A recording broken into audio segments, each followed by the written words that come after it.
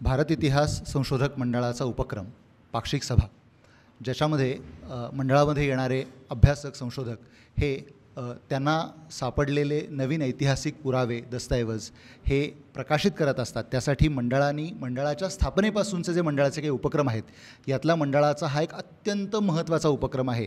कारण या मंडळाचं नाव भारत इतिहास संशोधक मंडळ आहे. संशोधकांना व्यासपीठ उपलब्ध करून देणे हेच या संस्थेच्या संस्थापकांपासून ते वर्तमान विश्वस्त मंडळ म्हणजे दादा बी डी कुलकर्णी सर, निकम सर किंवा बलकवडे सर यांच्यापर्यंत जे सर्व विश्वस्त आहेत या सर्वांचं हेच ध्येय आहे की संशोधकांना व्यासपीठ उपलब्ध करून देणे, संशोधकांना त्यांचं संशोधन मुक्तपणे मांडू देणे. अर्थात ते संशोधन कागदपत्राच्या आधारावरच असलं पाहिजे, ते पुराव्याने सिद्ध असलं पाहिजे. तर या कार्यक्रमासाठी जमलेल्या सर्व इतिहास प्रेमी, इतिहास अभ्यासक, इतिहास संशोधकांचं मी गुरुप्रसाद कानिटकर आणि मनोज दाणी यांच्या वतीनेही मी स्वागत करतो. मंडळाचे अध्यक्ष माननीय श्री प्रदीपदादा रावत, माजी खासदार, यांना विनंती करतो की त्यांनी कृपया या पाक्षिक सभेचं अध्यक्षस्थान स्वीकारावं आणि आम्हाला पाक्षिक सभा सुरू करण्याची परवानगी द्यावी. धन्यवाद. आजचा आपला जो विषय आहे तो कदाचित असं एखाद्याला वाटू शकेल की काय आहे त्याच्यात, शनिवारवाडा काय, नवा संशोधन, नवा विचार काय आहे.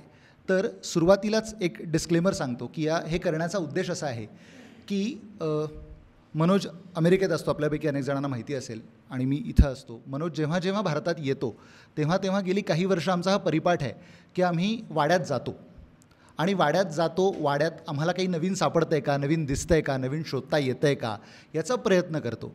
कारण दुर्दैवाने असं झालं आहे की वाड्याबद्दल निश्चित काही सांगणारे बाबा एक 5-25 कागदपत्रं आहेत, पेशव्या दप्तरामध्ये एक सेपरेट दप्तर आहे, असं काही सापडत नाही. त्यामुळे काम करणाऱ्या लोकांना, म्हणजे इथे बलकवडे सर बसलेले आहेत, बलकवडे सरांसमोर मी पेशव्या दप्तराबद्दल बोलणं फार योग्य नाही, ज्यांनी आपलं अख्खी हयात पेशव्या दप्तरात संशोधन करण्यामध्ये घालवलेली आहे. असं एक बाबा काही सेपरेट एक मोठा काही सेट आहे आपल्याकडे ज्याच्यामुळे आपल्याला निश्चित माहिती मिळू शकते, असं दुर्दैवाने काही घडत नाही. त्यामुळे प्रत्येक माणूस त्याला जसा जसा वाडा समजतो तसा तो एकमेकांना सांगत असतो. तर याच्यामधला कुठला तरी मार्ग शोधण्याचा खरं तर हा प्रयत्न आहे. आणि आमची सर्वांना अशी नम्र विनंती आहे की हे बघून जर तुम्हाला असं वाटलं की आपण वाड्यात जावं, आपण एखादी नवीन गोष्ट तिथली शोधावी, तर स्वागत आहे. त्याच्यासाठी म्हणजे वाडा बघून वाड्यातले काही नवीन गोष्टी शोधण्यासाठी काही कुणी आपल्याला तशी बंदी घालू शकत नाही. फक्त कृपया ASIची संवर्धित प्रॉपर्टी आहे, त्यामुळे तिथले नियम कायदे कृपया पाळा, एवढीच विनंती आहे. महत्त्वाचा मुद्दा असा आहे की शनिवारवाडा का, ढिगभर वाडे आहेत, म्हणजे भारतामध्ये तर मोठ्या लोकांची वाड्यात राहण्याची परंपरा आहे. शनिवारवाडा महत्त्वाचा का? छत्रपती शिवरायांनी जे स्वराज्य स्थापन केलं त्यांच्या राज्याभिषेकाचं हे 350 वर्ष पूर्ण होऊन 351वं वर्ष त्याला आहे. या छत्रपती शिवरायांच्या विचारांवर मार्गावर चालून या मराठ्यांच्या स्वराज्याचं ज्यांनी साम्राज्यात रूपांतर केलं ती मंडळी जवळजवळ 80 वर्ष ह्या वाड्यात राहत होती आणि त्यांनी 2/3 भारताचा कारभार चालवला आहे. ही आपल्या सर्वांसाठी अत्यंत अभिमानाची अशी गोष्ट आहे की हे तुमचे, माझे, आपल्या सर्वांचे पूर्वज आहेत ज्यांनी या भारताचं नाव 18व्या शतकामध्ये मोठं केलं. कारण बलकवडे सर आमचे नेहमी आम्हाला बोलताना असं म्हणत असतात की 18वं शतक हे मराठ्यांचं शतक आहे. मराठ्यांच्या मनामधल्या कल्पनाच, दिल्ली हे खूप छोटं दिसत होतं त्यांना अटकेपार झेंडा लावायची त्यांना स्वप्न पडायला लागलेली होती.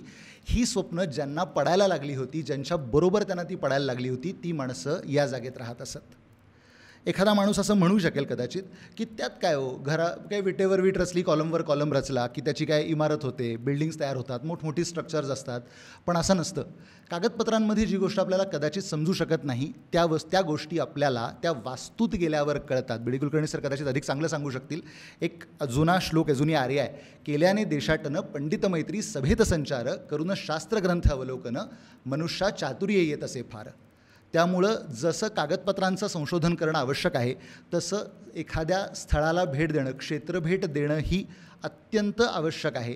तर त्यासाठी दरवेळेला मी, मनोज किंवा आमचे आणखीन समोर बसलेले मित्र आहेत, म्हणजे सत्यन वेलणकर आहेत, अभिजित मोहिरे आहेत, पराग पिंपळखरे आहेत, किंवा प्रशांत सोमण नावाचा आमचा एक मित्र आहे जो अमेरिकेत असतो, हे आमचे सगळे, रोहित सहस्रबुद्धे, आम्ही सगळे किमान एकदा किंवा दोनदा तरी वाड्यात जाऊन निश्चित येतो.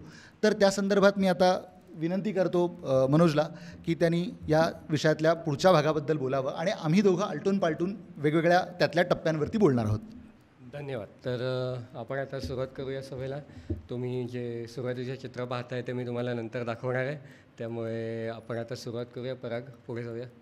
तर मी सगळ्यात प्रथम काय दाखवणार आहे, तर हा भारत इतिहास संशोधक मंडळाचं व्यासपीठ आहे. त्यामुळे आपण आपल्याला जे कागद मिळाले आहेत आता ते पहिल्यांदा तुम्हाला प्रथम समोर मांडतो आणि त्या कागदांच्या आधारावरती आम्ही काय करणार आहोत की वाड्याचा जो एक प्रत्येक भाग आहे ज्याच्याबद्दल आम्हाला बोलायचं आहे त्याच्याविषयी माझं काय मत आहे, मला काय त्याच्याबद्दल वाटतं, त्याचं काय संशोधन आहे ते मी पुढे मांडतो. गुरुप्रसाद त्याचं मत मांडेल आणि सगळ्यात शेवटी आपण जो काही प्रश्नोत्तरांचा कार्यक्रम आहे तो आपण सगळ्यात शेवटी करणार आहोत. तर तुम्हाला आता मी वाड्याचे जे नकाशे आहेत ते एकत्र करून दाखवतो. आणि दुर्दैवाचा भाग असा आहे की वाड्याचे अनेक नकाशे नाही आहेत, वाड्याचा फक्त एकच जुना नकाशा अवेलेबल आहे आणि त्याचं नाव आहे मनोलीकर नकाशा. तर शनिवार वाड्याचा जो सगळ्यात जुना नकाशा आहे त्याला म्हणतात मनोलीकर नकाशा. हे मनोलीकर इनामदार होते, त्यांच्या कागदपत्रात हा मिळालेला आहे. आणि हा शनिवार वाडा जळण्याच्या आधी तो कसा दिसत होता ह्याच्याविषयी आपल्याला माहिती सांगणारा हा मला वाटतं सगळ्यात महत्त्वाचा एकमेव कागद आहे. हा भारत इतिहास संशोधक मंडळाच्या दप्तरात याची एक प्रत आहे आणि तुम्हाला ती पाहायची असेल तर आम्ही इथे ती सभेनंतर उपलब्ध करून देणार आहोत, त्यावेळी तुम्ही ती इथे स्टेजवर येऊन ती पाहू शकता. तर हा जो नकाशा आहे ह्याच्यात अनेक बारीक तपशील आहेत, ते तुम्हाला तिथे स्पष्ट दिसणार नाहीत, पण समोर कागद जो आहे तो तुम्ही नंतर पाहून त्यातले बारकावे तपासून पाहू शकता. तर या नकाशाच्या आधारावरच शनिवार वाड्यावरती जे काही संशोधन आजपर्यंत झालेलं आहे ते या नकाशाच्या आधारावर झालेलं आहे. पुढे पुढचा हा जो नकाशा आहे हा आहे आपले मंडळाचे ज्येष्ठ संशोधक तात्या खरे उर्फ गणेश हरी खरे यांनी आपल्या शनिवार वाडा पुस्तकात जो नकाशा दिलेला आहे तो हा नकाशा आहे. त्यात काही बदल तात्यांनी केलेले आहेत.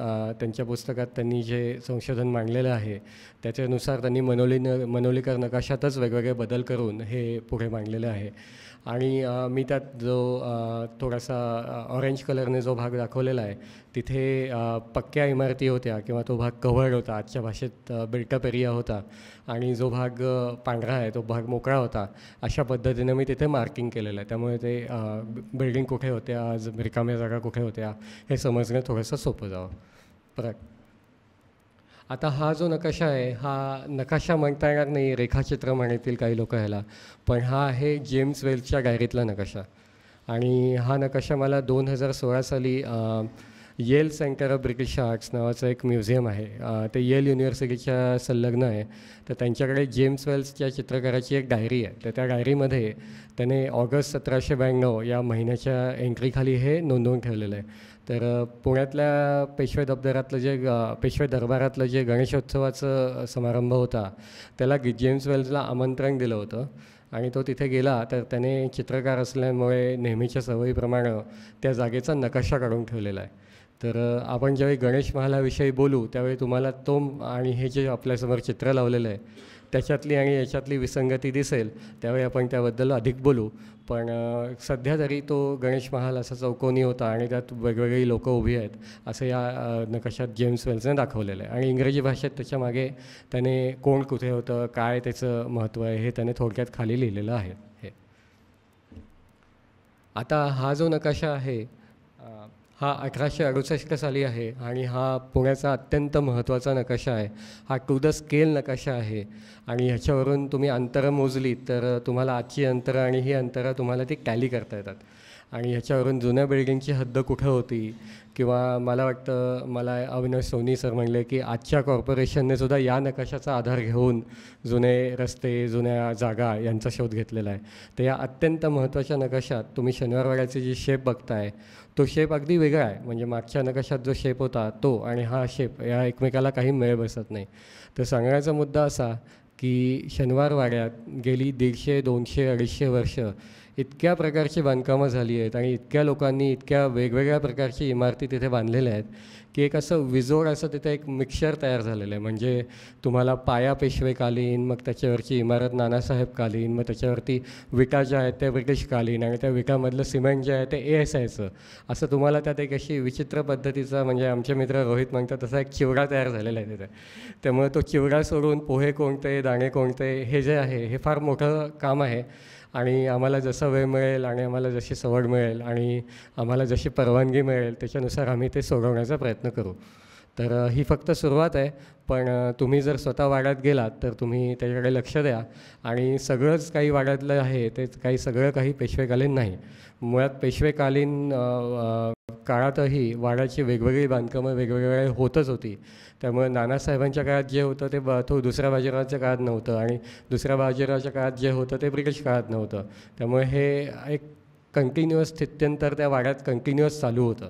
त्यामुळे तुम्ही नुसता वाडा असा होता म्हटलं तर त्याला काही अर्थ नाही. वाडा कोणत्या काळात कसा होता हे 2 पॅरामीटर त्याला आवश्यक आहेत. चला आता आपण पुढे जाऊया ह्याच्या. आता वाड्याचा अत्यंत महत्त्वाचा भाग म्हणजे जो दिल्ली दरवाजा, जो वाड्याचा सेरेमोनियल गेट असं आजच्या भाषेत ज्याला म्हणता येईल, तो दिल्ली दरवाजा. तर वाड्याला ज्यावेळी आग लागली होती 1826 साली, त्यावेळी आगीतून वाचलेला हा एकमेव भाग आहे. त्यामुळे शनिवार वाडा तुम्ही म्हणलात की ओरिजिनल कसा होता, तर तुम्ही दिल्ली दरवाजाकडे बोट दाखवलं तर त्यातले बरेचसे भाग ओरिजिनल आहेत. आता तुम्ही इथे हे जे चित्र पाहतात, हे चित्र आहे नील कोमॅक नावाच्या चित्रकारानं काढलेलं आहे. हे 1820 सालचं चित्र आहे आणि त्यानं ते आपल्या नव्या पुलाच्या अगदी सुरुवातीपासून काढलं आहे असा आमचा अंदाज आहे. कारण तुम्ही त्या भिंतींची जाडी उंची जर मोजलीत तर आम्ही वाड्याच्या जागेवर गेलो आणि मागे मागे मागे मागे जात आम्ही ज्यावेळी गेलो त्यावेळी आम्ही शेवटच्या भिंतीपर्यंत पोचलो तरी आम्हाला हा व्ह्यू मिळत नव्हता. म्हणजे आपल्याला अगदी त्या आजच्या शिवाजी रस्त्यापासून नवा पूल जिथे सुरू होतो, सूर्या हॉस्पिटलचा चौक आहे, तिथे उभं राहिलं तर कदाचित आपल्याला हा व्ह्यू मिळेल. तर इतक्या मागून तो काढलेला आहे. आणि यातला महत्त्वाचा मुद्दा असा आहे की तुम्ही शनिवारवाड्याच्या दरवाज्यावरची जी नक्षी पाहताय ही इथे इंटॅक्ट आहे आणि त्याचे जे पॅटर्न्स आहेत ते तुम्हाला सगळेच्या सगळे इथे ते क्लिअर दिसत आहेत.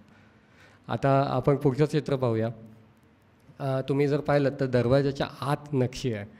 आणि आजकाल काय झालं आहे की दुर्दैवानं ते ASIनं जे तिकीट ऑफिस आहे ते त्या दारात केल्यामुळे सगळी लोकं पुढे घुसण्याचं बघतात, वरती कोणी बघत नाही. तर ही वरची जी नक्षी उरलेली आहे ना, ही दगडावरती चुन्याचा गिलावा केला आहे आणि गिलाव्यावरती जे रंग वापरले ते आजही, म्हणजे तुम्ही म्हणाल 250-300 वर्ष त्याला झाली आहेत. ऊन, पारा, वारा, पाऊस, त्याला काय वाटेल ते त्याच्यावरती झालं आहे, पण ते अजूनही ते तुम्हाला तिथे नक्षी तिथे दिसते. तर ती अजूनही पेशवेकालीन नक्षी शाबूत आहे तिथे.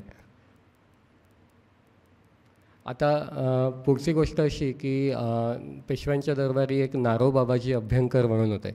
तर ते कान्हूर इथं त्यांना नगरकर असं नाव नंतर मिळालं, कारण नानासाहेब पेशव्यांनी ज्यावेळी निजामाविरुद्ध लढाई केली आणि सदाशिवराव भाऊंनी उदगीरला निजामाचा पराभव केला, त्याच्यात थोडा काळ आधी नगरचा किल्ला पेशव्यांच्या ताब्यात आला होता.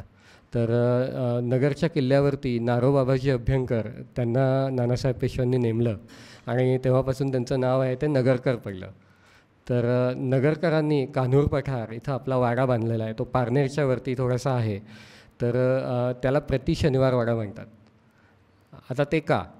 कारण नारोबाबाजी अभ्यंकर यांना शनिवार वाड्याच्या बांधकामाचंही काम दिलेलं होतं आणि त्यातनं जी लाकडं उरली, त्यातनं ज्या तुळ्या उरल्या, त्यातनं जे दगड उरले ते त्यांनी आपल्या स्वतःच्या कान्हूर पठारच्या वाड्यात वापरलेले आहेत. त्यामुळं मराठाकालीन पद्धतच अशी होती की जे एक डिझाईन वापरलं ना त्याच डिझाईनचे टेम्पलेट सगळीकडे वापरले जायचे. त्यामुळे शनिवार वाडा आहे, त्याच्या आधीही पुरंदरे वाडा आहे किंवा सासवडमध्ये वाडे आहेत आणि शनिवार वाड्यानंतरही त्याच डिझाईनचे वाडेही बांधले जात होते. त्यामुळे नारोबाबाजींनी जो वाडा बांधला आहे त्याचा दरवाजा जर तुम्ही पाहिलात तर तो दिल्ली दरवाजाच्या वाड्यासारखाच आहे. त्याची नक्षी पाहिलं तर ती दिल्ली दरवाजाच्या नक्षीसारखीच आहे. पण दुर्दैवानं आज काय झालं आहे की नगरकरांचे कोणीही वंशज त्या वाड्यात राहत नाहीत. तिथल्या वाड्याला पडझड झालेली आणि एक पुरुष उंच गवत तिथं वाढलेलं आहे. त्यामुळे ते मुळात काय होतं, हा शनिवार वाडा तर जळून गेला, पण हा जो कान्हूर पठारचा वाडा आहे हाही दुर्लक्षामुळे जळून गेलेला आहे. तर कोणापैकी जर तुम्हाला नगरकर माहीत असतील, त्यांच्याकडे जर जुने फोटो असतील तर ते जरूर आपल्या मंडळाकडे द्या. आम्ही त्याचा अभ्यास करू. त्यातनं जे योग्य निष्कर्ष होतील ते आम्ही अजून एक सभा घेऊन मांडू. पण इतिहासाला आवश्यक असं हे काम आहे. तर तुम्हाला कोणाला नगरकर माहीत असतील आणि त्यांना कान्हूर पठारच्या वाड्याचे त्यांच्याकडे फोटो असतील तर ते तुम्ही नक्की आमच्याकडे भारत इतिहास संशोधक मंडळात द्या. आता पेशवेकालीन चित्र जे आहे तर काय होतं की आपण त्या तिकीट खिडकीतून जे आत शिरतो, आपण ना डावीकडे बघतो ना उजवीकडे बघतो. आणि मी तिथे गुरुप्रसाद बरोबर परवा गेलो होतो, तर एक बाई आम्ही चित्र पाहतो आहे तर ते म्हणत आहेत की अरे तिथे 1000 देवांची चित्रं काढली आहेत. तर मला राहवलं नाही. म्हणलं बाई तिथे 1000 नाही आहे, तिथे फक्त एक गणपती आहे वरती आणि खाली शेषशाही विष्णूचं चित्र काढलेलं आहे. ते म्हणले हो का, म्हणजे अशी त्या चित्रांची अवस्था आहे की आपण त्याला काही नाही आहे, आपलं इग्नोर करून आपण पटकन वाड्यात घुसतो आणि बाहेर पडतो. तर खरं माझ्या मते मला विचाराल तर दिल्ली दरवाजातून सामान्य माणसांना येण्याची परवानगी पेशवे काळात नव्हती आणि नंतरही ती मिळायला नको होती. आपण दिल्ली दरवाजा वेगळा कन्झर्व करून ठेवायला हवा होता. आणि बाजूचा मस्तानी दरवाजा आहे, वाड्याला कोठी दरवाजा आहे, खिडकी दरवाजा म्हणजे तोच नारायण दरवाजा आहे. याच्यातून कुठून तरी येऊन जो मूळ पेशवेकालीन भाग उरला होता तो तरी आपण आज टिकवायला हवा होता ना. तर आता तुम्ही जर पाहिलं तर नुसतं ते गणेशाचं चित्र किंवा शेषशाही विष्णूचं चित्र तिथे नाही आहे. तर ह्या त्या चित्राची अवस्था आहे. तर तुम्ही पाहिलं तर त्याचा रंग उडलेला आहे, तिथे ते काळं झालेलं आहे, त्याच्यात अजून काही झालेलं आहे आणि ते चित्र फार दिवस टिकेल याची मला खात्री नाही. तर तुम्ही पाहिलं तर ही आहे देवडी आणि त्या देवडीच्या वरती जी पट्टी आहे तिथे तुम्ही बारकाईने पाहिलं तर तिथे एक सुंदर चित्र काढलेली आहेत. पण काय आहे, ASIचं ऑफिस त्या देवडीच्या आत घातलेलं असल्यामुळे तुम्हाला ती चित्र पाहताही येत नाहीत आणि त्यांचं कन्झर्वेशनही झालेलं नाही आहे. तर मुळात तुम्ही त्या दिल्ली दरवाजात पुन्हा गेलात तर तिथे उभे राहा आणि तुम्ही चारही बाजूला जर गोल फिरलात तर तुम्हाला जी काही प्रत्येक भिंत दिसते ना त्या प्रत्येक भिंतीवरती चित्र आहेत आणि ती मूळ पेशवेकालीन चित्र आहेत. आणि तुम्ही नुसतं भिंतच नाही तर दरवाजाचा जो आस्तनीचा आतला भाग पाहिलात ना तर त्याच्यावरती सुद्धा चित्र आहेत. इतका तो सचित्र शनिवारवाड्याचा भाग होता. आता तुम्ही म्हणाल की हे मी कशावरून म्हणतो आहे, त्याला पुरावा काय? तर मी राजस्थानात स्वतः गेलो होतो. त्या काळातले वाडे त्याचा मी तो अभ्यास केला आणि तुम्हाला त्यातली काही मी चित्र दाखवतो तर तुम्हाला त्यातून तो अंदाज येईल की ती वाड्याची शैली कशी असते, ते गवाक्ष, त्या खिडक्या ते कसे रंगवतात. तर तुम्ही हे राजस्थानातलं पाहिलं तर हे जयपूरजवळची एक मंदिर आहे, साधं मंदिर आहे, पण त्यात हे अशा प्रकारचं रंगकाम केलेलं असतं. आणि नानासाहेब पेशव्यांनी जे कारागीर बोलवले होते ते जयपूरहून बोलवले होते. त्यामुळे त्याचा जो पॅटर्न आहे तो अशाच प्रकारचा काहीतरी असणं शक्यता आहे. तर शनिवारवाड्याचं जे डेकोरेशन आहे हे सगळं राजस्थानी कारागिरांनी केलेलं आहे. भोजराज नावाचा जो माणूस आहे तो जयपूरहून बाजीराव पेशव्यांनी तो बोलवून त्याकडून कित्येक वर्ष हे रंगरंगोळीचं काम ते करत होते. आता हे वाड्यात तुम्ही गवाक्ष पाहताय, त्याच्या मागे पण एक चित्र आहे, त्याचाच एक हा नमुना आहे.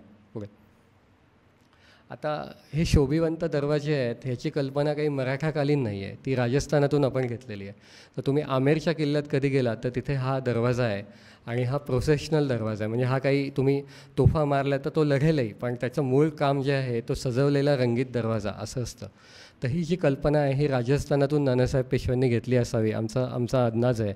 आणि त्यांनी तिथूनच कारागीर बोलवून त्या दगडी बांधकामाला चुन्याचे गिलावे केले आहेत आणि त्या गिलाव्यावरती त्यांनी गेरुनं आणि वेगवेगळे टिकणारे रंग वापरून ते केलेलं आहे. ज्यावेळी पेशव्यांचा वाडा जळाला आणि तिकडे कोणीही ऐऱ्यागैऱ्याच्या ताब्यात तो वाडा गेला तेव्हापासून त्या चित्रांचा जो ऱ्हास सुरू झाला तो तुम्हाला त्या छायाचित्रात पण दिसतो. म्हणजे 1850चे फोटो पाहिले तर तुम्हाला नक्षी अर्धी दिसते, 1875चे फोटो पाहिले तर ती पाहून गेलेली दिसते आणि आत्ताची पाहिलीत तर ती नक्षीचं फक्त एक फूल उरलेलं आहे, एवढंच तुम्हाला ते दिसतं. तर अशी ती अवस्था आहे आणि त्याच्याकडे जर कोणी लक्ष दिलं आणि त्याचं रिस्कवर केलं तर आपल्याला शनिवारवाडा कसा दिसत होता या चित्राद्वारे ते रिस्कवरही करणं शक्य आहे. पण सरकार ज्यावेळी ते मनावर घेईल त्यावेळी त्याचं काय होईल ते होईल. तर आता आतील इमारतींबद्दल आपण बोलणार आहोत तर त्याच्याबद्दल पुढे जाऊया तर हे शनिवारवाड्याचं नील कोमॅकचं अत्यंत महत्त्वाचं चित्र आहे, कारण हे एकमेव चित्र आहे ज्यात शनिवारवाड्यातल्या आतल्या इमारती आपल्याला दिसत आहेत.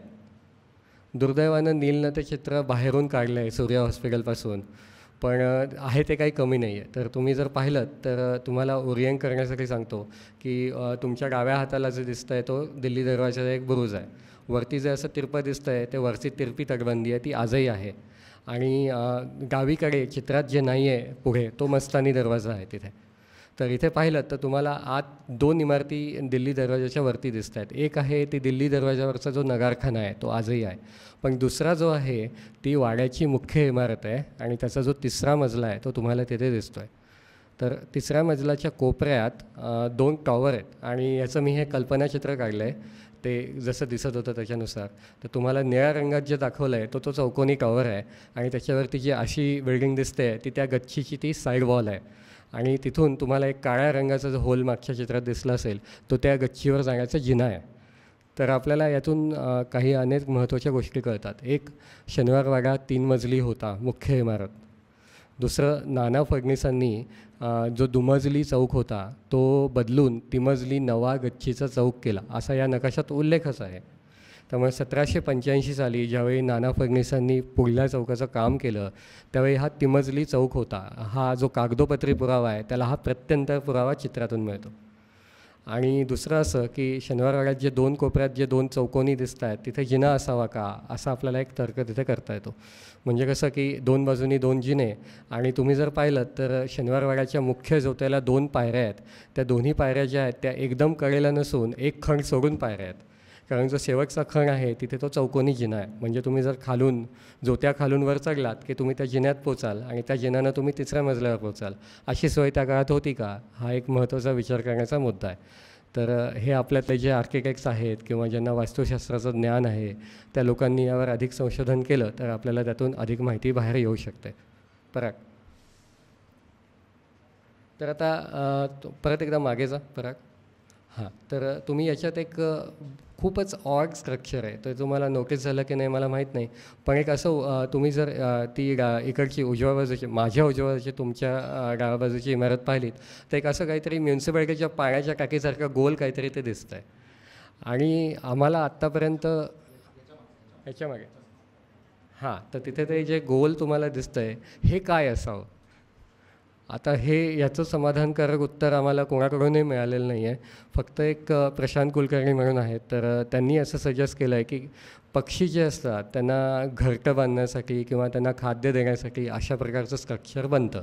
म्हणजे जे एक असा मनोरा असतो आणि ते वरती रुंद असतं आणि खाली त्याला फक्त एक गोल जिना वरती जाण्यासाठी असतं.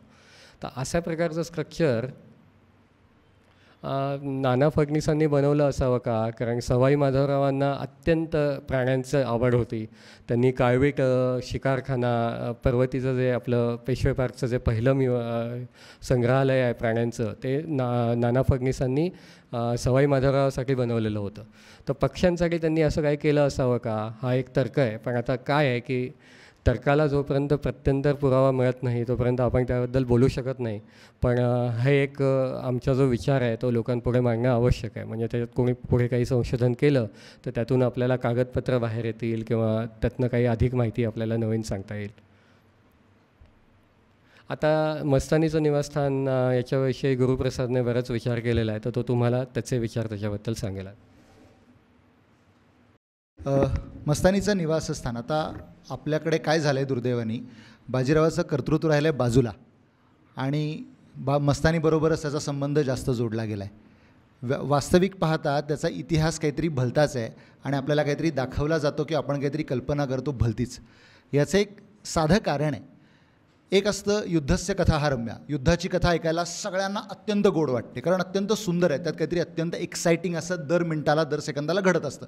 आपण बघा अगदी आजच्या काळात आपण ज्या दिवशी बोलतो आहे उरीसारखा सिनेमा सुपरहिट होतो कारण एकतर आपल्यात भारत पाकिस्तान सेंटिमेंट असतं, युद्धाशी संबंधित सिनेमा असतो, भारताने युद्ध जिंकलं हा अत्यंत अभिमानाचा आपल्या सैनिकांसाठीचा विषय असतो आणि युद्धाची गोष्ट ऐकायला आपल्याला नेहमी आवडते. त्याच्या व्यतिरिक्त आपल्याला ऐकायला ज्या गोष्टी आवडतात त्या रोमॅन्टिक असतात.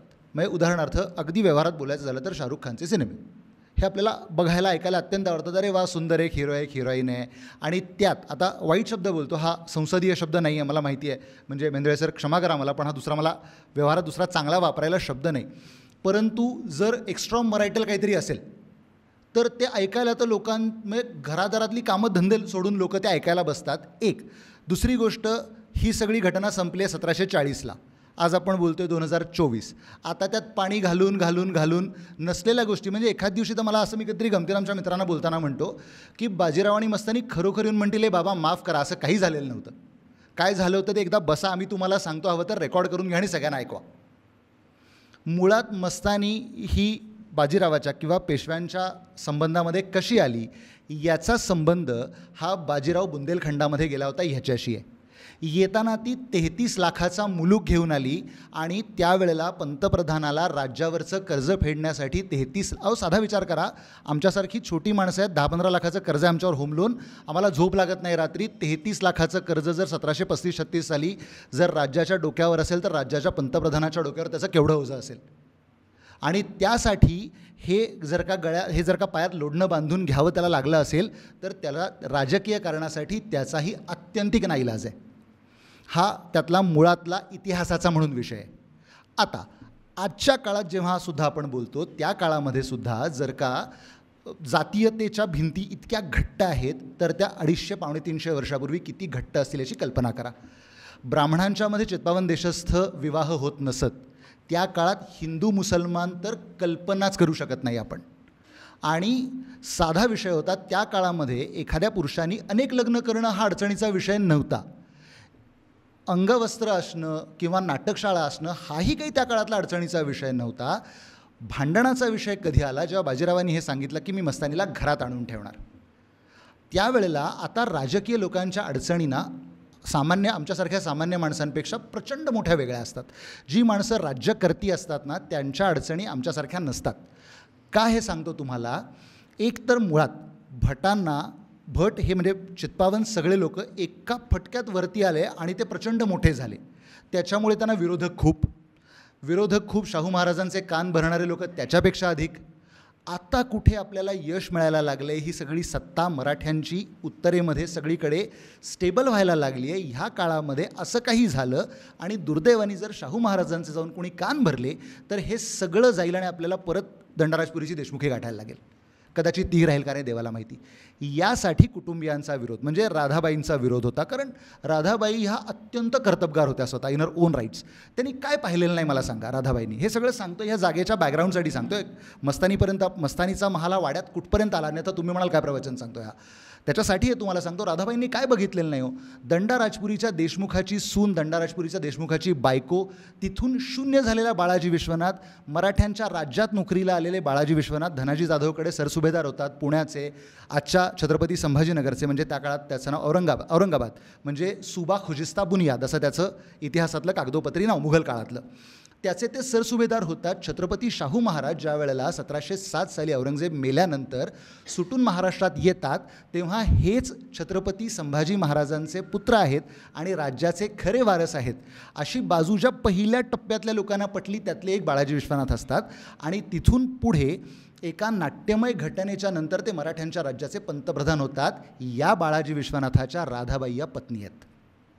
ह्या थोरल्या बाजीरावाच्या मातोश्री आहेत. या बाईंनी काय बघितलेलं नाही, आपल्या नवऱ्याला मराठ्यांच्या राज्याचा पंतप्रधान होताना बघितलं आहे. आपल्या नवऱ्याला दिल्लीच्या मुघल बादशाहाशी निगोसिएशन करताना पाहिलेलं आहे. मी प्रत्यक्ष पाहिलेलं नाही पण त्यांना ते सगळं राजकारण माहिती आहे. मराठ्यांच्या इतिहासातला किंवा जगाच्या इतिहासातला अविजित कधीही न हरलेला पराक्रमी पंतप्रधान हा यांच्या पोटचा मुलगा आहे. आणि मराठ्यांच्या साम्राज्याला सगळ्यात वैभवाचे दिवस दाखवणारा नानासाहेब पेशवा हा यांचा नातू आहे. तुम्ही विचार करा, ह्या बाईंनी राजकारणातलं काय पाहिलेलं नाही किंवा ह्या बाईंना राजकारणातलं काय कळत नसेल. आणि मुळात त्यांना स्वतःला राजकारणातली प्रचंड गती होती. त्यामुळे हा सगळा जो विषय आहे मस्तानीच्या संदर्भातला, हा घराच्या बाहेर राहावा ही त्यांची मनापासूनची इच्छा होती. दुसरं, आता ह्यातला चिमाजी अप्पाचा रोल आहे, नानासाहेबांचा रोल आहे, तो काय एक साधा व्यावहारिक विचार करा. जर का मी वाईट वागायला लागलो, मी वाईट मार्गाला लागलो तर सगळ्यात वाईट आधी कोणाला वाटेल तर माझ्या कुटुंबियांना वाईट वाटेल, माझ्या भावाला वाईट वाटेल, माझ्या आईला वाटेल, वडिलांना वाटेल. बाहेरच्या तिसऱ्या माणसाला कशाला त्याच्याबद्दल काय वाटायला हवं. तर आपल्या भावाचं एकीकडे कर्तबगार म्हणून सगळ्या देशभर नाव गाजतंय आणि असल्या फालतू गोष्टीसाठी त्याचं नाव खराब होऊ नये अशी जर का चिमाजी अप्पा किंवा नानासाहेबांची इच्छा असेल तर त्यात गैर काय म्हणणार आपण. असो, तर या सगळ्या होत्या नव्हत्यामध्ये मस्तानी राहायला वाड्यामध्ये आले. आता हा नकाशा आहे. आता मुख्य गंमत अशी आहे की शनिवार वाड्याचं जे मूळ बांधकाम आहे ते आजचा जो शिवाजी रस्ता आहे, छत्रपती शिवाजी महाराज रस्ता जो आहे, त्याच्या बाजूला एक पेशवे गणेश मंदिर आहे. त्या पेशवे गणेश मंदिरापासून त्याचं काम सुरू झालं. आणि वाड्याची गंमत अशी आहे की सहसा ना एखाद्या घराचा किंवा प्लॉटचा ना सेंटर बदलत नाही कधी. शनिवार वाड्याच्या बांधकामाचा सेंटर काळाप्रमाणे आणि परिस्थितीप्रमाणे बदलत राहिला आहे. त्यामुळे झालं आहे काय की थोरल्या रायांचा दिवाणखाना म्हणजे थोरल्या बाजीराव पेशव्यांचा दिवाणखाना आणि त्याच्या बाजूला मस्तानी महाल. आज जर तुम्ही दिल्ली दरवाजाकडे जायला लागलात तर दारात दुर्दैवाने एक थडगा आहे आणि त्या थडग्याच्या इथे एक अली बहादुराचा दरवाजा नावाचा एक दरवाजा आहे. तर तिथे त्याच्या मागे मस्तानीचा बंगला होता. आता अडचण अशी झाली आहे सगळ्यात महत्त्वाची की दुसऱ्या बाजीरावांनी त्याचं जोतंसुद्धा उघडून टाकलं. त्यामुळे आता नक्की तिथे काय होतं, तिथे काय म्हणजे एक खण होता, एक सोपा होता का सगळा पूर्ण ती जागा वापरली गेलेली होती, याबद्दल निश्चितपणे काही विधान करता येत नाही. परंतु अंदाजाने एक गोष्ट मात्र सांगता येते की ज्या अर्थी, कारण काय झालं, ते बांधकाम जेव्हा सुरू झालं त्याच्यानंतर छत्रपती शाहू महाराजांनी असं सांगितलं की कोट बांधायचा नाही, पूर्ण तटबंदीवालं जे बांधकाम आहे हे करायचं नाही. त्यामुळं थोरल्या बाजीरावांनी मालकांची आज्ञा प्रमाण म्हणून ते केलं नाही. 1749 साली शाहू महाराजांचं निधन झालं. त्यावेळेला नानासाहेब म्हणजे बाळाजी बाजीराव, थोरल्या बाजीरावांचे पुत्र, हे मराठ्यांच्या राज्याचे पंतप्रधान होते. तर मोठे साहेब गेल्यानंतर त्यांनी ते बांधकाम पुढे पूर्ण करून घेतलं. त्यावेळेला जर तो अली बहादूर दरवाजा तिथे बाजूला काढलेला असेल तर याचा अर्थ त्यांची ती पहिल्यापासूनची वहिवाटीची जागा असायला पाहिजे. ती वहिवाटीची जी जागा होती तीच त्या तटबंदीमध्ये त्यांनी कायम केलेली असायला पाहिजे. हा त्या मस्तानी महालाबद्दलचा सांगण्याचा हे आहे. ज्या वेळेला मी अगदी पहिल्यांदा वाड्यामध्ये जायला लागलो होतो, मी आता आजही इथं अगदी प्रत्यक्ष नमूद करतो की मी जेव्हा मंडळात मोडी शिकायला यायला लागलो तर त्यावेळेला मंदार लवाटे सर ज्यांनी मला मोडी शिकवलं, तर आमच्या मोडीच्या वर्गातल्या सर्व विद्यार्थ्यांनी मी त्यांना अशी विनंती केली होती की सर एकदा वाडा बघायचा आहे. त्यांनी सांगितलं की ठीक आहे, आपल्या वर्गाचा जो शेवटचा दिवस असेल त्या दिवशी आपण सर्वांना वाडा दाखवू. असं म्हणून मी त्यांच्याबरोबर तो वाडा पहिल्यांदा पाहिला. त्याच्या आधी मी फक्त त्या वाड्याबद्दल ऐकलं होतं, कधी वाडा आज जाऊन, कारण आज जाऊन बघून नुसतं काही नसताना बघून काही कळणं अशक्यही होतं. तर तेव्हा मला जिथे मस्तानीची राहण्याची जागा वाटत असे, जेव्हा मी पुढे विचार केला, अभ्यास केला, संशोधन केलं, तेव्हा लक्षात आलं की ती जागा ती नसून त्याच्या बाजूची असायला पाहिजे. कारण एकतर मी तुम्हाला आत्ता सांगितला हा धर्माचा जो प्रश्न होता एक, दुसरी गोष्ट तिथे दुसऱ्या माणसाला जायला मनाई, दुसऱ्या कुठल्याही माणसाने तिथे जाण्याचा वाड्यातल्या ह्यांच्या कुटुंबातल्या तशा अर्थाने काही कधी प्रश्न येणारच नव्हता.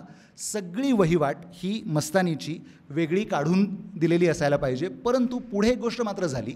बाजीरावांच्या निधनानंतर काही दिवसांनी मस्तानीचं निधन झालं आणि बाजीराव आणि मस्तानीचा जो मुलगा शमशेर बहादूर, या शमशेर बहादूरसुद्धा किंवा त्याच्यानंतर त्याचा मुलगा अली बहादूर, कारण त्या दरवाजाला अली बहादूर दरवाजा असं नाव आहे, शमशेर बहादूर दरवाजा असं नाव नाही आहे.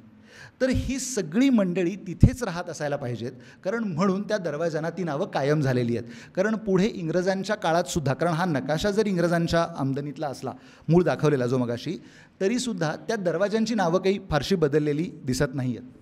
नेक्स्ट काय सांग मला. नेक्स्ट हां, आता हा तो अली बहादूर दरवाजा जो आहे त्याचा हा बाहेरचा भाग आहे. आता कदाचित हा प्रश्न पडू शकेल की याच्यावरती हे आपण जे पत्ते खेळतो त्या पत्त्यातल्या किल्वर सारखं एक चिन्ह दिसत असेल तुम्हाला, तर हे काय आहे असा प्रश्न पडू शकत असेल. तर आम्ही सोनी सरांशी परवा बोलत होतो, तर त्यांनी मला सांगितलं की गुरुप्रसाद हे एका प्रकारचं ना कंप्लिशन सर्टिफिकेटसारखं असतं की हा दरवाजा पूर्ण झाला आहे, आता हा वापरता येऊ शकेल, अशा प्रकारचं कंप्लिशन असतं. आणि जर तुम्ही त्याच्या मागचा म्हणजे वाड्याच्या मागच्या बाजूला जो रस्ता आहे, म्हणजे जो HV देसाई कॉलेज आणि सकाळ ऑफिस वगैरे वगैरे इथून जो परत मागे वाड्याकडेच पुन्हा येतो पूर्ण प्रदक्षिणा करून, त्याच्या मागे जो दरवाजा आहे त्याच्यापैकीसुद्धा एका दरवाजावरती अशाच प्रकारचं हे तुम्हाला दिसू शकतं. फक्त आता हे इस्पिक आहे तर ते चौकट आहे. आधी आम्हाला बघताना असं वाटलं की हे कुठं घुसले, कुठल्या ट्रॅकवर गेले ते इस्पिक चौकट किल्वर काय करतायत.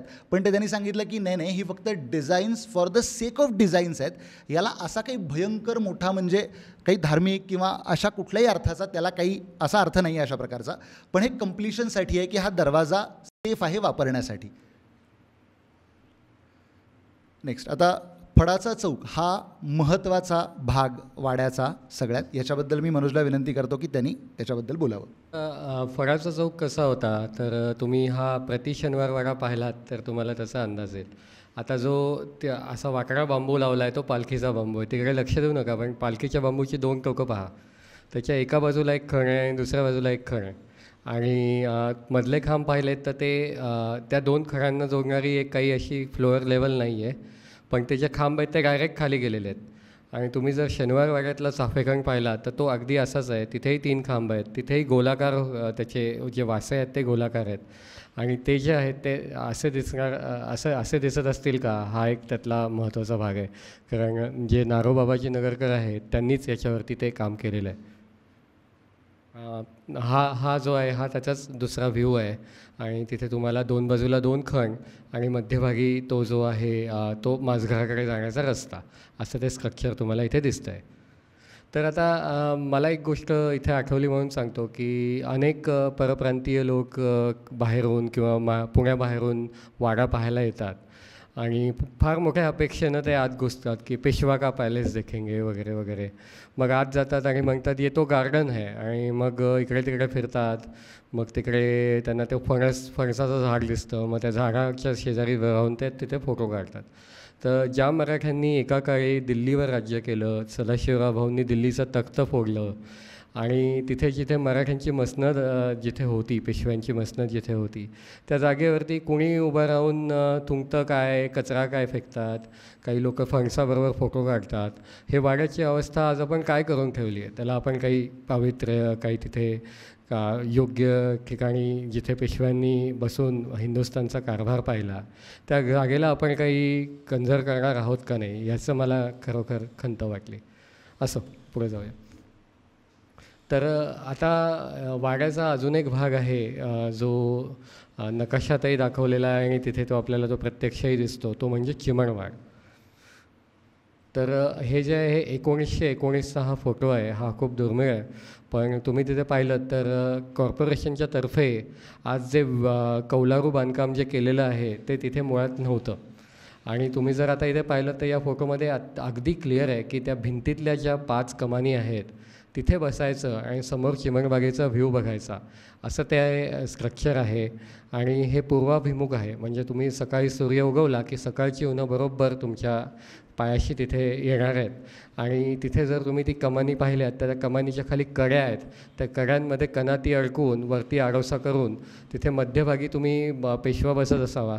आणि त्याच्या मागे जर तुम्ही पाहिलं तर असे छोटे छोटे खण आहेत, ते नक्षीदार आहेत, त्याला चिनी खाना असं म्हणतात. तर तो चिनी खाना जो आहे हा आपल्याकडे फार पुरातन आहे. म्हणजे तुम्ही जयपूरचा आमेरचा किल्ला पाहिला, त्यातला आरसे महाल पाहिला तर त्याच्यासमोर चिनी खाना आहे.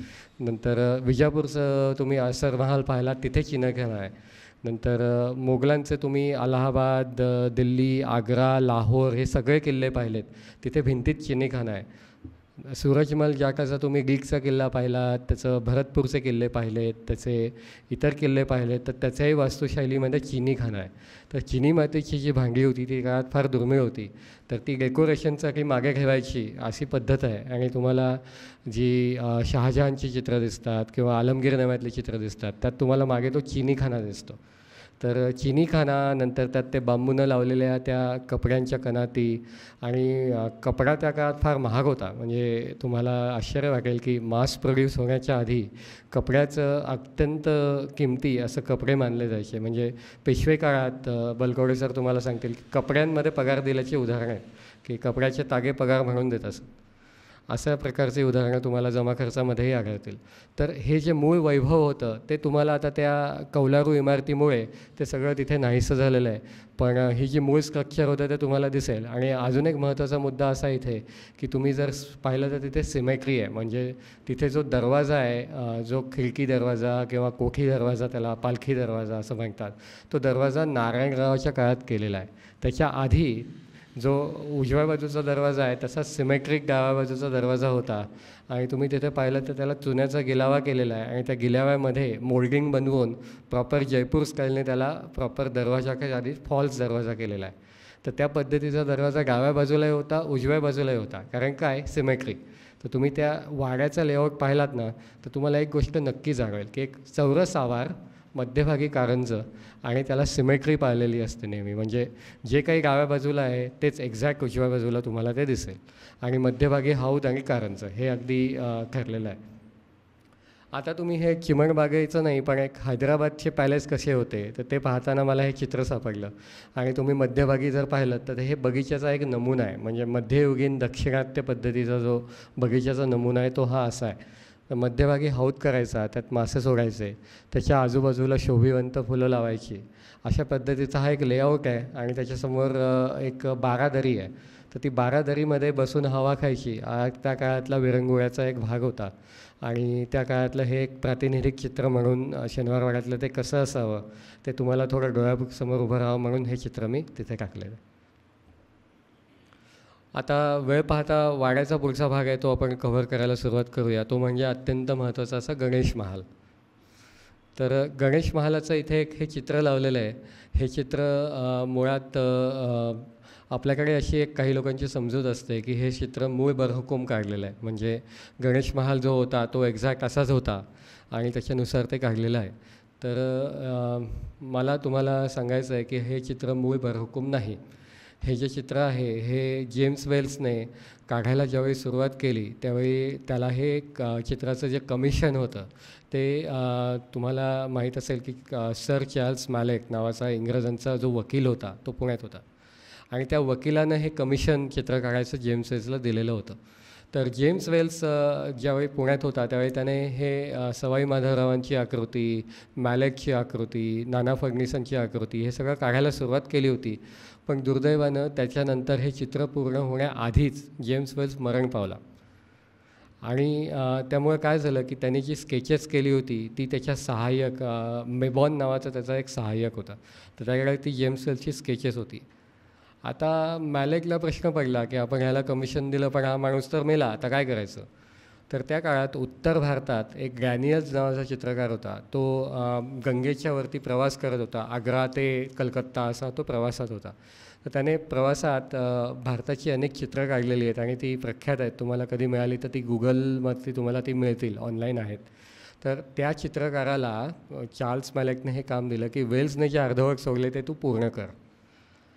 आता त्यात चुकलं काही नाही, पण महत्त्वाचा मुद्दा असा की डॅनियल्स वेल्स हा अनेक वेळा शनिवारवाड्यात येऊन गेला होता, पण डॅनियल्सने शनिवारवाड्यात पायच ठेवला नव्हता. तर डॅनियल्स आता राहिलेला शनिवारवाड्याचा भाग कसा काढणार आहे. तर त्यावेळी काय झालं की मेबॉनने वेरूळची लेणी आणि एलिफंटा म्हणजे घारापुरीची लेणी याला त्यावेळी भेट दिली होती आणि त्याने त्याची चित्र पूर्ण केली होती. तर मेबॉनने काय केलं की घारापुरीच्या लेण्यांची चित्र, वेरूळच्या लेण्यांची चित्र आणि सवाई माधवराव आणि हे जे खालची तुम्हाला जी पट्टी दिसते लोकं जी बसली आहेत तेवढी चित्र डॅनियल्सला दिली आणि त्याला म्हणलं एवढ्या भांगला वलावरती तू ते काढून घे. आणि जो मॅलेक होता त्याचा उद्देश काय की चित्राचे पैसे मी दिले त्यामुळे माझं जे तोंड नीट दिसलं पाहिजे, बाकी तू वाडा कसाही रंगव, कारण वाडा हा बॅकड्रॉप आहे त्या चित्रामध्ये. त्यामुळं वेरूळच्या लेण्यातली घारापुरीच्या लेण्यातलं जे मुख्य चैत्यगृह जे असतं ते त्याने मागे काढलं आहे. आणि तुम्ही जर गणपतीची मूर्ती पाहिली तर ती अशी गाभाऱ्याबाहेर अशी तिरपी ठेवलेली आहे. ही पद्धत पेशवाईत कधीच नव्हती. आणि गणपती जो असतो तो नेहमी मखरात गाभाऱ्यात ठेवलेला असा तो असतो. त्यामुळे हे सगळं जे तुम्हाला दिसतं आहे हे त्या डॅनियल्सने कल्पनेनं काढलेलं आहे. आणि दुसरं आता तुम्हाला एक महत्त्वाचं सांगतो की तुम्ही जे पडदे पाहताय आणि त्याच्यामागे खांब आहेत, आता हे डॅनियल्सनं कुठून घेतले तर तुम्ही या बाजूला पाहिलं तर सवाई माधवरावचं एक चित्र आहे. म्हणजे आता हे आजोबा बसले आहेत त्यांच्यावरती मधल्या ओळीत शेवटून दुसरं चित्र आहे. तर तिथं तुम्ही पाहिलं तर तिथे त्याच लाल रंगाचा पडदा त्याखाली तोच खांब आहे. तर हे जे वेल्सने काढलं आहे तर त्या वेल्सचा डॅनियल्सने कॉपी मारून त्याच पडद्याला एका पडद्याचे 4 पडदे केले, एका खांबाचे 4 खांब केले. आणि आता प्रॉब्लेम काय होतो, मराठी पद्धतीचा दिवाणखाना हा बलकवडे सर किंवा मेंदळे सर किंवा जे जुनी लोक आहेत तिथे ते सांगतील, तो नेहमी असा लांबोळ का असतो आणि त्याला असे खण असतात. आता हा जो दिवाणखाना आहे त्यांनी काय केलं आहे की ते खण एका बाजूचे तर दाखवले आहेत पण समोरचे खण त्यानं काढून टाकले, कारण ते खण दाखवले असते तर ते चित्रातली बाजूच त्याला दिसली नसती. त्यामुळे तो त्या वाड्याला असा त्याने कट केलेला आहे आणि तो इथून त्याचा व्ह्यू दाखवलेला आहे. त्यामुळे हे चित्रच मुळात इतकं मॅन्युप्युलेटेड आहे आणि तो माणूस जो आहे तो वाड्यात त्यानं पाऊलच टाकलेलं नाही. त्यामुळे तुम्ही म्हणाल आता हे खरं कशावरून ना, तर खरं काय आहे तर तो मॅलेक, तो सवाई माधवरावांचा जे चेहरा, त्याची ते दागिने, त्याची ती नक्षी. कारण हे मी तुम्हाला कशावरून सांगतो आहे तर मी येल सेंटरमध्ये जाऊन या सगळ्यांची स्केचेस पाहिलेली आहेत. तर जेम्स वेलने ज्या ज्या गोष्टींची स्केचेस केली त्या गोष्टी ओरिजिनल आल्या आहेत, पण ज्यानं जे त्याच्या मृत्यूमुळे जे स्केचेस राहिली त्या सगळ्या गोष्टी इमॅजिनरी झालेल्या आहेत. असं त्या चित्रामध्ये एक प्रकारची चिवडाच पुन्हा तो झालेला आहे असं आपल्याला ते म्हणावं लागणार आहे. तर यावरती मी एकटाच नाही तर द ग गोडसे नावाचे एक प्रख्यात चित्रकार होते, त्यांनी आपल्या समन्वय तलाश या पुस्तकात या चित्राचं ते विश्लेषण केलेलं आहे. त्यामुळे मला जरी ब्रश धरता येत नसला तरी गोडशांवर तुम्ही विश्वास ठेवा आणि त्यांनी जे म्हणलेलं आहे ते मंगळाच्या लायब्ररीत आहे ते तुम्ही ते तपासून पहा. आणि मला तरी ते गोडशांचं म्हणणं पटतं की हे वाड्याचा बॅकड्रॉप हा काल्पनिक आहे, त्याला आपण फार महत्त्व देता कामा नये, ते एक उदाहरण प्रातिनिधिक म्हणून ते घेतलेलं आहे तिथे. त्यामुळे वाडा पाहताना तुम्ही जर त्या नकाशात ते मेजर करायला गेलात तर त्या वाड्यात एवढी जागाच नाही. त्यामुळे संशोधकांपुढं फार मोठा प्रश्न उभा राहतो की अरे बाबा, हा 50 फूट बाय 50 फूट दवाखाना बसवायचा कुठे. आता हा प्रश्न आमच्यापुढेही आहे आणि त्या गणेश महालात अनेक प्रश्नही आहेत. तर आता आपण ते थोडे पुढे पाहूयात. तर गुरुप्रसादची ही आवडती जागा आहे, तर तो तुम्हाला पुढचे भाग याच्या पुढचे सांगेल.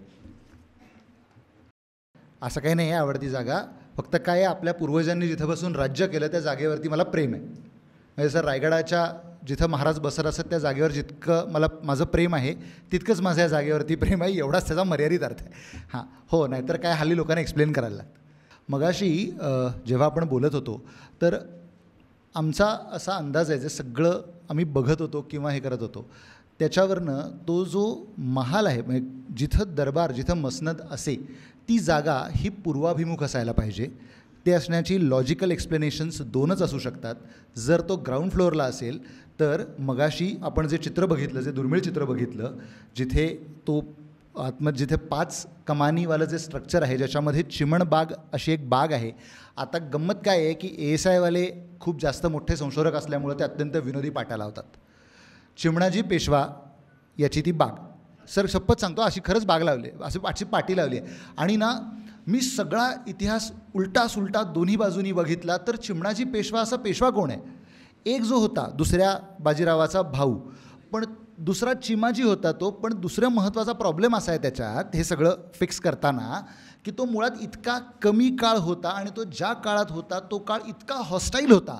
त्या काळामध्ये तो हे असलं काहीतरी डेकोरेटिव्ह काम करणं हे अशक्याच्या सुद्धा एक फुटभर पलीकडचं काम आहे.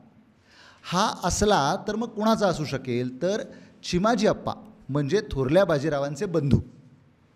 आता काय आहे, जर तुम्ही ते चित्र पाहिलं तर तुमच्या लक्षात येईल परत की जिथे थोरल्या बाजीराव साहेबांचा दिवाणखाना म्हणून दाखवलेला आहे, त्याच्या बाजूचा दिवाणखाना हा चिमाजी अप्पांचा असू शकतो. त्याच्या समोर ती जी बागेसारखं स्ट्रक्चर आहे हे चिमाजी अप्पांनी बनवलेलं असू शकतं.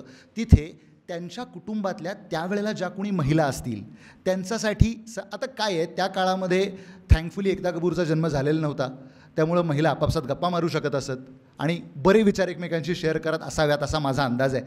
तर तिथे संध्याकाळच्या वेळेला काहीतरी वेळ घालवण्यासाठी, आजच्या भाषेत सांगायचं चांगलं तर रिक्रिएशनसाठी त्या महिला तिथे एकत्र जमू शकत असत. अशा प्रकारची ती व्यवस्था असेल, हे एक त्याचं एक्सप्लेनेशन. दुसरं, जर गणेश महाल असेल तर पुढचा हे दाखव, पुढची स्लाईड दाखव, नाही मागची पुढची. हां, इथे जर तुम्ही लांबनं थोडं पाहिलं तर ह्या चिमणबागेच्या जवळ एक इमारत बांधण्यासारखं एक स्ट्रक्चर आहे जे पॉसिबल आहे. त्याच्या पहिल्या मजल्यावरती ती मसनद असण्याची शक्यता आहे, कारण याच्या बाजूला एक कारंज आहे, याच्या एका बाजूला. आणि काही अभ्यासकांचं असं म्हणणं आहे की सवाई माधवराव जे होते, हे सवाई माधवराव याच पहिल्या मजल्यावरून खाली पडले आणि दुर्दैवाने त्यांचा अपघात झाला आणि त्या अपघाताच्या नंतर काही काळाने त्यांचं दुर्दैवी निधन झालं, असं काही अभ्यासकांचं म्हणणं आहे. काही अभ्यासकांचं असं म्हणणं आहे की बरोबर विरुद्ध बाजूला जिथे हजारी कारंजा आहे, त्या हजारी कारंजाच्या पहिल्या मजल्यावरून तिथे एक इमारत असावी, त्याच्या पहिल्या मजल्यावरून ते पडले आणि दुर्दैवाने पुढचा अपघाताचा प्रसंग जो आहे तो एकसारखाच आहे. कारण खाली दगड, कारंजा याच्यावरती पडल्यानंतर डॉक्टर गोखले सर आहेत, ते मोठे ज्येष्ठ ऑर्थोपेडिक सर्जन आहेत, ते माझ्यापेक्षा अधिक चांगलं हाडं कशी मोडतात याच्याबद्दल किंवा मोडलेली कशी दुरुस्त होतात याबद्दल ते चांगलं बोलू शकतील माझ्यापेक्षा. पण अशा प्रकारचा सवाई माधवरावांना अपघात झाला. त्यामुळे गणेश महाल कुठे असू शकेल? आज दुर्दैवाने अशी परिस्थिती आहे की आम्ही जेव्हा परवा गेलो होतो, मगाशी मनोज सांगत होता, आता तो थोडा रॅशनल आहे, मी थोडा अधिक त्या बाबतीत सेंटिमेंटल आहे, भावनिक आहे, की तिथे एक फणसाचं झाड उगवलं आणि त्याला फणस आलेत. लोकांना आपल्या पूर्वजांनी कुठे बसून काय काम केलं हे बघण्यापेक्षा आई शपथ कसले फणस आलेत, आता उन्हाळ्यात फणसाच्या झाडाला फणसच येतात, ते दरवर्षी येतात, त्यात नवीन काय घडलं? पण त्या फणसाबरोबर सेल्फी काढण्याचं लोकांना अत्यंत मोठं कौतुक. आणि लोकांना कधीकधी बरं आम्ही फोटो काढत होतो, त्यांना वाटलं की आम्ही त्यांचे फोटो काढतो आहे. तर शेवटी आता त्यांनी थांबवलं मला. मी त्यांना सांगायला चाललो होतो ना, एवढे नाही वाईट दिवस आले माझ्यावरती की मी जागा निश्चिती करताना मध्ये तुमचे कोणाचे तरी फोटो काढीन. पण ह्याच्यात ही जी कमानीसारखं एक स्ट्रक्चर आहे, हे कमानीसारखं स्ट्रक्चर मात्र काय आहे, गूढ आहे. याच्यावरती थोडा अभ्यास करताना किंवा थोडा विचार करताना आम्ही अशा तर्कापर्यंत पोचलेले आहोत की तिथे जे कोणी खालच्या मजल्यावरती जे सेवक असतील त्यांची असली तर ती एखादं काही सामान साहित्य ठेवण्याची देवडी असू शकेल. याचं कारण मुळात जोपर्यंत तिथला भाग अजून आपण एक्स्केवेट करत नाही तोपर्यंत ते खाली किती होतं हे सर जिथे गणेश महाल आहे की नाही, बरोबर जिथे ते कारंजं येतं त्या कारंजाच्या खालच्या बाजूला जी भिंत आहे ना त्या भिंतीच्या खाली ही देवडी आहे आणि 1920 सालचं जे जुनं चित्र आहे त्या चित्रातसुद्धा ती दाखवलेली आहे. याचा अर्थ ती पहिल्यापासून तिथे असायला पाहिजे, ती नंतर कुणीतरी इरेक्ट किंवा क्रिएट केलेली ती जागा नाही. त्यामुळे पहिल्या मजल्यावरती, कारण काय आहे, दरबाराचा जी साधारणपणे जागा आहे ती इमारत 2 किंवा 3 मजली असायला पाहिजे, म्हणजे ग्राउंड 1 आणि 2 अशी 3 मजली असायला पाहिजे आणि दरबार साधारणपणे थोडा हवेशीर जागेवरती असायला पाहिजे, कारण काम करणाऱ्या माणसांना ते काम करतानाही कम्फर्टेबल व्हायला हवं. कारण त्याच्या दोन्ही बाजूला बागा असतील तर थोडी क्रॉस व्हेंटिलेशनमुळे हवाही खेळती राहील, माणसांना काम करायलाही सोपं जाईल. अशा प्रकारे इथे किंवा इथे या 2 जागांवरती गणेश महाल असावा असं तर्काने म्हणता येतं. हां, एक मिनिट, एक फक्त स्लाईड थांब. हां, इथे जिथे सस्पेक्ट आहे की इथे गणेश महालच्या 2 जागा ज्या मी म्हणतो असू शकतात, ही जी जागा आहे ही नीट बघा. याच्या बाजूला जर तुम्हाला दिसत असेल तर, किंवा नंतर मी हा फोटो तुम्हाला जवळून दाखवेन माझ्या फोनमध्ये, कारण मीच काढलेले फोटो आहेत सगळे. हे सगळं चुन्यानी भरलेलं आहे आणि इथे सुद्धा अशाच प्रकारची एक कमान होती. याच्या जी आतली बाजू आहे ही सुद्धा चुन्यानी भरून पॅक केलेली आहे. जेव्हा याच्या ऑपोजिट साईडच्या खांबाला मी टिचकी मारून बघितली तर तो लाकडाचा खांब आहे. तो लाकडाचा खांब आहे तसाच आहे. ज्या इंग्रजांनी बहुधा ते काम केलेलं आहे त्याने ते काही बघितलं नाही, ते गिलावा मारून भरून टाकलं. त्याच्या आत काय आहे देवाला माहिती. पण त्यामुळे साधारणपणे चेंबर, अँटी चेंबर अशा प्रकारचं जे स्ट्रक्चर असतं अशा प्रकारचं स्ट्रक्चर तिथे असू शकेल की पेशवा आतमध्ये येऊन थांबेल आणि जेव्हा दरबारात सगळी माणसं येतील तेव्हा कोणीतरी त्यांना बोलवेल. कारण आजच्या स्ट्रक्चरमध्ये सुद्धा असंच असतं की मोठी माणसं डायरेक्ट आतमध्ये येत नाहीत, सगळी माणसं येऊन बसली की सगळ्यात शेवटी ती माणसं येतात. अशा प्रकारच्या सेटअपमध्ये हे इथे असणं हे जास्त लॉजिकल आहे असं विद्यार्थी म्हणून आमचं मत आहे. नेक्स्ट. हां, सांगतोस? ठीक आहे. आता ही जी जागा आहे ही त्या चिमणबागेपासून थोडंसं पुढे उजवीकडे आपण जायला लागलो की ही जागा लागते. हे सस्पेक्टेड इथे खाली ह्याच्या जर का आपण एक्स्केवेट केलं तर हे कळू शकेल. इथे एखादं तळघर असावं. मी परत सांगतो, प्लीज भुयार नाही तळघर, कारण शनिवार वाड्याला लोकांनी भुलभुलया करून टाकला आहे. वाड्यापासनं प्रत्येक वाड्यात काय आहे तर भुयार आहे. तर मी साधा प्रश्न लोकांना विचारतो, त्याचं उत्तर मला कोणी सांगू शकत नाही. परत लोक माझ्यावरती आरोप करतात की तू फार शहाणा आहेस म्हणून, की अरे जिथून लोकांनी राज्य केलं ती माणसं सरळ रस्त्याने एकमेकांच्या घरी जातील का भुयारात नाही एकमेकांच्या घरी जातील? हा साधा व्यावहारिक भाग आहे ना. आणि मध्ये ओढा आहे, नदी आहे, पाणी आहे, काहीतरी तर बघा, कारण जमिनीखालचं आपल्याला काही माहीत नसतं. जमिनीखाली काय आहे. आमचा एक मित्र बसलेला आहे सुप्रसाद पुराणिक. शिवाजी रस्त्याच्या बाजूला एक पाण्याचं एक स्ट्रक्चर सापडलं ना सुप्रसाद, काही दिवसांपूर्वी सुप्रसादनीच त्याच्याबद्दल एक तपशीलवार काम केलेलं होतं. तर त्यामुळे तिथे खाली पाणी आहे, माणसं असं का करतील, सरळ रस्त्याने एकमेकांच्या घरी जातील येतील. त्यामुळे तिथे सस्पेक्टेड तळघर असावं. कारण काय आहे, ह्या मोठ्या लोकांकडे असणारी संपत्ती, मालमत्ता, काही वेळेला युद्धासाठीचं सामान की जे दाखवता येत नाही, लपवून ठेवलेलं आहे, गरज पडली तर रिझर्व्ह स्टॉक म्हणून ठेवलेलं आहे. अशा प्रकारच्या गोष्टी ठेवण्यासाठी अशा प्रकारची तळघरं बनवली जात असत. आपण जसं बघतो की आपण आमच्यासारखी साधी माणसं जी आहेत, काही नाही, घरी गेलं की कपाट उघडतात, एक दागिना काढतात, गळ्यात घालतात आणि कार्यक्रमाला जातात. असं काही या मोठ्या माणसांकडे असत नाही. त्यांच्याकडे सेटअप थोडा वेगळा असतो. सो हे सस्पेक्टेड इथे तळघर असावं असा अंदाज आहे. नेक्स्ट सांगू. आता पाणी पुरवठा सगळ्यात महत्त्वाचा भाग, की एवढी मोठी वास्तू जिथं आहे, एवढी माणसं जिथं राहतात, तिथं पाणी पुरवठ्याची काय व्यवस्था असणार आहे, हा एक अत्यंत महत्त्वाचा प्रश्न आहे. तर तुम्ही जर का वाड्यामध्ये कधी गेलात तर तुमच्या लक्षात येईल की अनेक ठिकाणी छोटे हे आहेत, कारंजासारखी स्ट्रक्चर्स आहेत, पाण्याचं स्टोरेज आहे, छोट्या छोट्या टाक्या आहेत, असं तुमच्या लक्षात येईल. आता काय आहे, कात्रजला नानासाहेबांनी म्हणजे बाजीरावांनी मला वाटतं तो तलाव बांधायला सुरू केला असावा. नानासाहेब पेशव्यांनी तो तलाव पूर्ण केला आणि तिथून वाड्यापर्यंत नळ्यांनी पाणी आणलं. आता ह्या पाण्याची व्यवस्था, बरं त्या काळामध्ये काही पाणी उचलायला पंप नव्हते, त्यामुळे फिजिक्सच्या नियमाप्रमाणे हे सगळं पाण्याचं व्यवस्थापन केलेलं होतं. त्यामुळे वाड्याला वेगवेगळ्या ठिकाणी थोडेफार स्लोप्स दिलेत की ज्याच्यामुळे पाणी आत येईल, ते पाणी व्यवस्थित सगळीकडे खेळतं राहील आणि शेवटी एका पॉईंटला उजव्या बाजूला ते एका ठिकाणी एक्झिट होऊन ते तिथून बाहेर पडेल. अशा प्रकारची यंत्रणा वाड्यामध्ये केलेली असावी. नेक्स्ट. आता हा मी तुम्हाला जो मगाशी म्हणत होतो, हे वाड्यातलं आत्तापर्यंतचं आमच्या समोर आलेलं सगळ्यात मोठं एक गठ्ठा पाण्याचं असलेलं हे स्टोरेज आहे. हे पाण्याचं इतकं मोठं स्टोरेज आणि साधारणपणे सर जिथे अच्छा हा कैदखाना आहे. थँक्यू. मी तुम्हाला हाच विचारत होतो मगाशी हे काय आहे. तर ज्याला मी पाण्याचं स्टोरेज समजत होतो तर तो मुळातला कैदखाना आहे. म्हणून मी तुम्हाला मगाशी म्हटलं नाही का की ती बळद आहे का ते फ्लोअरवरती आहे, तेवढ्यासाठी मी तो प्रश्न विचारत होतो. कारण हे काय आहे, थोडं एक फ्लोअर खाली आहे आणि ही पाण्याची व्यवस्था असावी अशी शंका येण्याचं कारण आम्हाला काय होतं तेही तुम्हाला सांगतो. की एकतर काय आहे, ते एक्झिट पॉईंटच्या जवळ आहे, म्हणजे तिथे आलेलं पाणी हे पटकन बाहेर पडू शकेल अशा प्रकारची ती व्यवस्था तिथे आहे एक. आणि दुसरी गोष्ट, इथे ह्याच्यात थोडंसं वरती जर का आपण आलो तर राघोबा दादा किंवा सदाशिवराव भाऊ यांची निवासस्थानं असल्यामुळे कदाचित यांना इतकं पाणी लागू शकत असेल. कारण पाणी माणसाला वापरायला ॲव्हरेज एक 100, 200, 300 लिटर काहीतरी तर पाणी माणसाला वापरायला लागत असेल एका दिवसाला एका कुटुंबाला. तर त्यामुळे ते असावं. पण बलकवडे सर खूप आभारी आहोत आम्ही तुमचे की सरांनी हे क्लिअर केलं की इथे कैदखाना असावा, कैदखाना असेल. नेक्स्ट. आता हे पाण्याचे उच्छवास सगळ्यात महत्त्वाची गोष्ट. आपल्यापैकी ज्या लोकांनी कधी पंप ऑपरेट केलेला असेल त्यांना पंपाला एअर पकडते हा शब्द माहिती असेल. म्हणजे काय होतं तर हवा पकडल्यामुळे पाणी पुढे मागे होत नाही.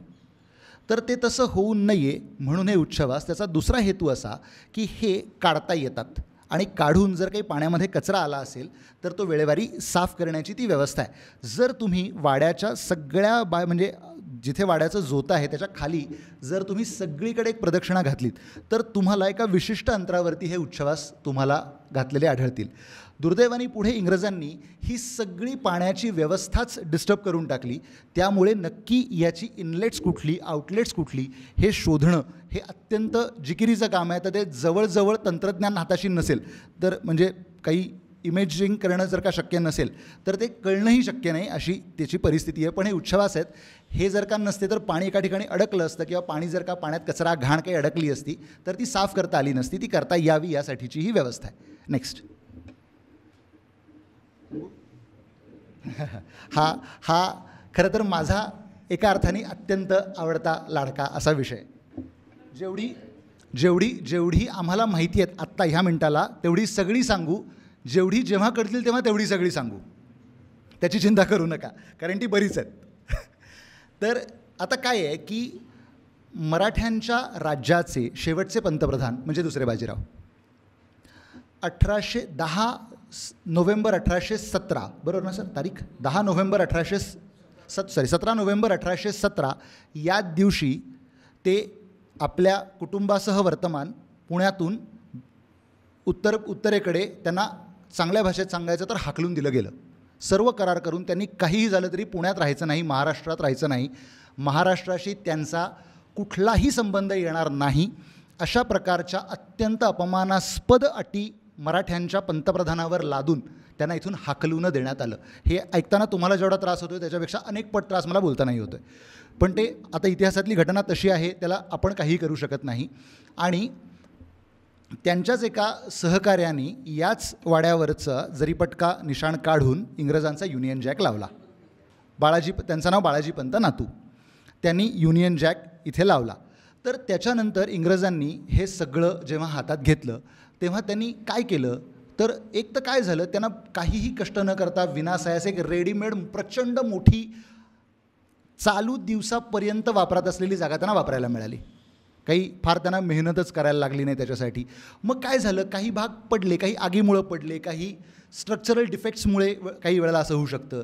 त्यांनी सगळ्यात पहिलं कार्य काय केलं, त्यांनी सगळ्यात पहिल्यांदा इथे एक मेंटल असायलम उघडलं. त्याच्यानंतर तुम्ही कल्पना करा, ज्या जागेवर बसून 2/3 भारताचा कारभार चालवला गेला त्या जागेवरती पुढे काय झालं तर मेंटल असायलम.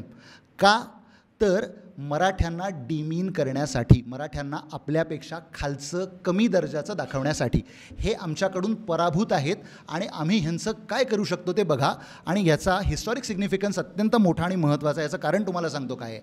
भारताचे थिओरॉटिकल कागदोपत्री बादशाह कोण, तर मुघल. त्यांच्या नावानी, बरोबर ना सर, त्यांच्या नावानी कारभार कोणी केला, तर मराठ्यांनी केला. कारण यांच्यापर्यंत महाजी शिंद्यांपर्यंत उत्तरेमध्ये मराठ्यांचा सगळ्यात मोठा दुसरा कोणी माणूसच नव्हता. महाजी शिंदे हे सगळ्यात मोठे मराठ्यांचे सरदार उत्तरेतले. त्यांचा पराक्रमाबद्दल तर वेगळं बोलायला लागेल एखाद दिवशी बोलायचं असलं तर. पण त्याच्यानंतर आज जे दिल्लीचं रेसकोर्स आहे किंवा गोल्फ कोर्स आहे, दोनपैकी एका ठिकाणी इंग्रजांनी लावलेली पाटी आहे. मी माझ्या मनातलं काहीही सांगत नाही. ज्यांना हवं आहे त्यांनी इंटरनेटवरती शोधा किंवा दिल्लीला कधी गेलात तर बघा. हे हिंदुस्थानचं राज्य आम्ही मराठ्यांना हरवून घेतलेलं आहे, मुघलांना नाही, असं त्यांनी स्वतः म्हटलेलं आहे. त्यामुळे ज्या मराठ्यांना हरवून आम्ही हे राज्य घेतलं आहे त्या मराठ्यांच्या सत्तेचं केंद्र असलेलं पुणे शहर आणि त्याचं सत्ता केंद्र म्हणजे शनिवारवाडा, इथे आता आम्ही काय करू शकतो हे तुम्ही बघा. हा त्याचा ऐतिहासिक सिग्निफिकन्स आहे. म्हणून त्यांनी तिथे मेंटल हॉस्पिटल काढलं, त्याच्यानंतर एक जेल काढलं, त्याच्यानंतर काही सरकारी कचेऱ्या, काही काळ तिथे कोर्ट भरत असे. त्याच्यानंतर 26 साली मात्र 1826 साली मात्र यांनी, आणि कुणाला ज्याला जे म्हणायचे ते म्हणू दे, हे मी माझं मत म्हणून सांगतो, याला काही कुठलाही ऐतिहासिक पुरावा माझ्याकडे नाही, पण तो वाडा जाळला. त्याच्यामधल्या ज्या काही इमारती होत्या त्या नामशेष केल्या. म्हणजे इंग्रजांनी आतमध्ये वाटेल ते स्ट्रक्चरल डिफेक्ट्स बनवून ठेवले, स्ट्रक्चरल चेंजेस केले, जे आज आपल्याला सांगताही येणार नाहीत. म्हणजे कदाचित नाना फडणीस जरी आले तरी नाना फडणीसांचा सुद्धा 5 मिनटं गोंधळू शकेल की मी 85 साली नक्की काय बांधलं होतं, इथे कुठे काय होतं आहे मलाही कळणार नाही, अशी नाना फडणीसांची परिस्थिती होऊ शकेल. इतपत वेगवेगळे उपद्व्याप त्यांनी केलेत. नेक्स्ट. आता हा त्यातलाच, म्हणजे इथे बहुधा हे जे त्यांनी स्ट्रक्चर बनवलेलं आहे, ही बहुधा कोर्टाच्या इमारतीचं हे आहे सर. मागे कुठे तुम्हाला सांगतो, उजवीकडून पुढे गेलं की नाही हा या बाजूला ना, पण या ह्याच्या बाजूला जे आहे ना ते सगळं इंग्रजांनी केलेलं काम आहे. त्याच्या बाजूचं तो हौदसुद्धा त्यांनी घालवून टाकला, पाण्याचा व्यवस्थित वापरात असलेला हौद घालवून टाकला आणि त्याच्यावरती त्यांनी बांधकाम केलं. डावीकडच्या ह्याच्यात, उजवीकडच्या ह्याच्यातसुद्धा बघितलं तर हा इंग्रजांनी बांधलेला खांब आहे. हे कुठल्या तरी त्यांच्या कामाच्या इमारतीसाठी त्यांनी बनवलेलं हे स्ट्रक्चर आहे. नेक्स्ट. आता इंग्रजांची जी अनेक पापं आहेत ती पापं मी तुम्हाला आत्ता सांगितली. त्याच्या स्लाईड्स माझ्याकडे 2च आहेत. मी तुम्हाला आत्ताच कमिट केलेलं आहे इथेच उभं राहून या सर्व लोकांच्या तुमच्या साक्षीने. जेवढे पुरावे मला आत्ता मिळाले फोटोत तेवढे मी दाखवलेत. जेवढे जेव्हा मिळतील तेवढे तेव्हा दाखवीन किंवा पुस्तकात लिहून पब्लिश करीन. पुढे आता आज हा कारभार ज्यांच्या हातात चालवण्यासाठी दिलेला आहे. आता हे सांगायला पाहिजे, कारण हे आपणच आपल्या माणसांवर चिखलफेक करणं हा त्याचा हेतू नसून, ती माणसं ह्याच्यातून प्रेरणा घेऊन जर त्यांनी काही सुधारणा केल्या, काही बदल केले तर ते हवेत. कारण ऐतिहासिक वास्तूंचं जतन आणि संवर्धन करणं हे ASIचं काम आहे, ही त्यांची जबाबदारी आहे. आणि हे कागदोपत्री त्यांनी तसं लिहिलेलं आहे, त्यांना दिलेलं ते काम आहे. इथे पाण्याची तळी आहेत, मुळात पाण्यासाठीचं स्टोरेजची इथे व्यवस्था आहे.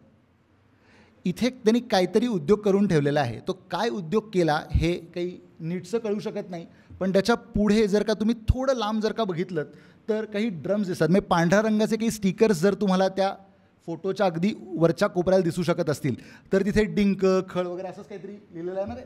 डिंक खळ असं काहीतरी करून ते काहीतरी उद्योग करत असावेत असा अंदाज आहे. कारण तिथे त्या दिवशी आम्हाला विचारायला कोणी माणूस भेटला नाही, अन्यथा मी त्या माणसाला हे नक्की विचारलं असतं. पण इथे चालूतलं पाण्याचं, म्हणजे पेशवेकालीन पाण्याचं असणारं स्टोरेज, त्या स्टोरेजचा त्यांनी काय उद्योग केला आहे, यांनीच केला आहे. म्हणजे इंग्रजांना का दोष द्यायचा आम्ही? आमच्याच माणसांना आमच्याच मॉन्युमेंट्सबद्दल जर का इतकी आस्था असेल तर इंग्रज तर बोलून चालून शत्रूच होते. म्हणजे ती हिंदीत म्हणे ना, मुझे मेरे दोस्तों से बचाओ, दुश्मनों से मैं खुद निपट लूँगा, अशी परिस्थिती आहे ह्यांची. नेक्स्ट. आता काही अवशेष आहेत ते अनिर्णित आहेत, म्हणजे त्याच्याबद्दल आम्हाला निश्चितपणे आज काही सांगता येणार नाही, पण ते त्या जागेवरती उपस्थित आहेत. त्याच्यावरनं कदाचित भविष्यात जर का काही पुरावा, कागदोपत्री पुरावा मिळाला किंवा अन्य काही मिळालं तर त्याच्याबद्दल बोलता येईल. मी मनोजला विनंती करतो की त्यांनी त्याच्याबद्दल बोलावं. आता इथे 2 पाहता आहात, तर त्यातला जो पहिला अवशेष आहे तो आहे थोरल्या बागायांचा दिवाणखाना, म्हणजे बाजीरावांचा दिवाणखाना, जो चिमणबागेच्या एका कोपऱ्यात आहे. आणि तुमच्या समोर गणेश महाल आहे, तर तिथे एक चढायला एक पायऱ्या आहेत. तिथून वर चढलात तर डाव्या हाताला ही अशी एक खाच दिसते. आता ती खाच म्हणजे नक्की काय आहे, कारण आडसर म्हणजे तो त्या काळात काही स्लायडिंग दरवाजे नव्हते, त्यामुळे आता त्या दगडांमध्ये ती अशी खाच काय आहे, म्हणजे तो काही दगडी दरवाजा कमानदार बांधला आहे आणि काही आहे का ते दगड चुकीचे लागले आहेत, ते तिथे नक्की काय आहे याचा निर्णय आम्हाला करता आला नाही. पण ते एक गूढ म्हणूनच आम्ही लोकांसमोर असं मांडतो आहे. उजवीकडचं जे आहे ते मला अत्यंत महत्त्वाचं वाटलं, कारण त्या फोटोमध्ये तुम्हाला त्याचा अंदाज येत नाही आहे, पण ते 2 फूट बाय 18 इंच एवढं, ते 24 इंच बाय 18 इंच एवढा मोठा तो तळखडा आहे. आणि हा वाड्यातला सगळ्यात मोठा तळखडा तिथे आहे. आणि तुम्ही जो आता ASIचा जो उद्योग पाहिलात की जे पेशवेकालीन 3 ह्याचं सुंदर शोभिवंत दगडी कारंजे आहे, त्यात त्यांनी चुन्याचा घडा केला आहे, त्याच्या अगदी समोर हे स्ट्रक्चर आहे. आणि तिथे अत्यंत बळकट असे 24 इंचांचे खांब तिथे लावायची तिथे ते तळखडे आहेत. आता जर वाड्यातला मुख्य 3 मजली जो आहे त्याचे जे तळखडे आहेत ते जर फक्त 12 इंचाचे आहेत, तर इथे 24 इंचाचे तळखडे काय करतायत.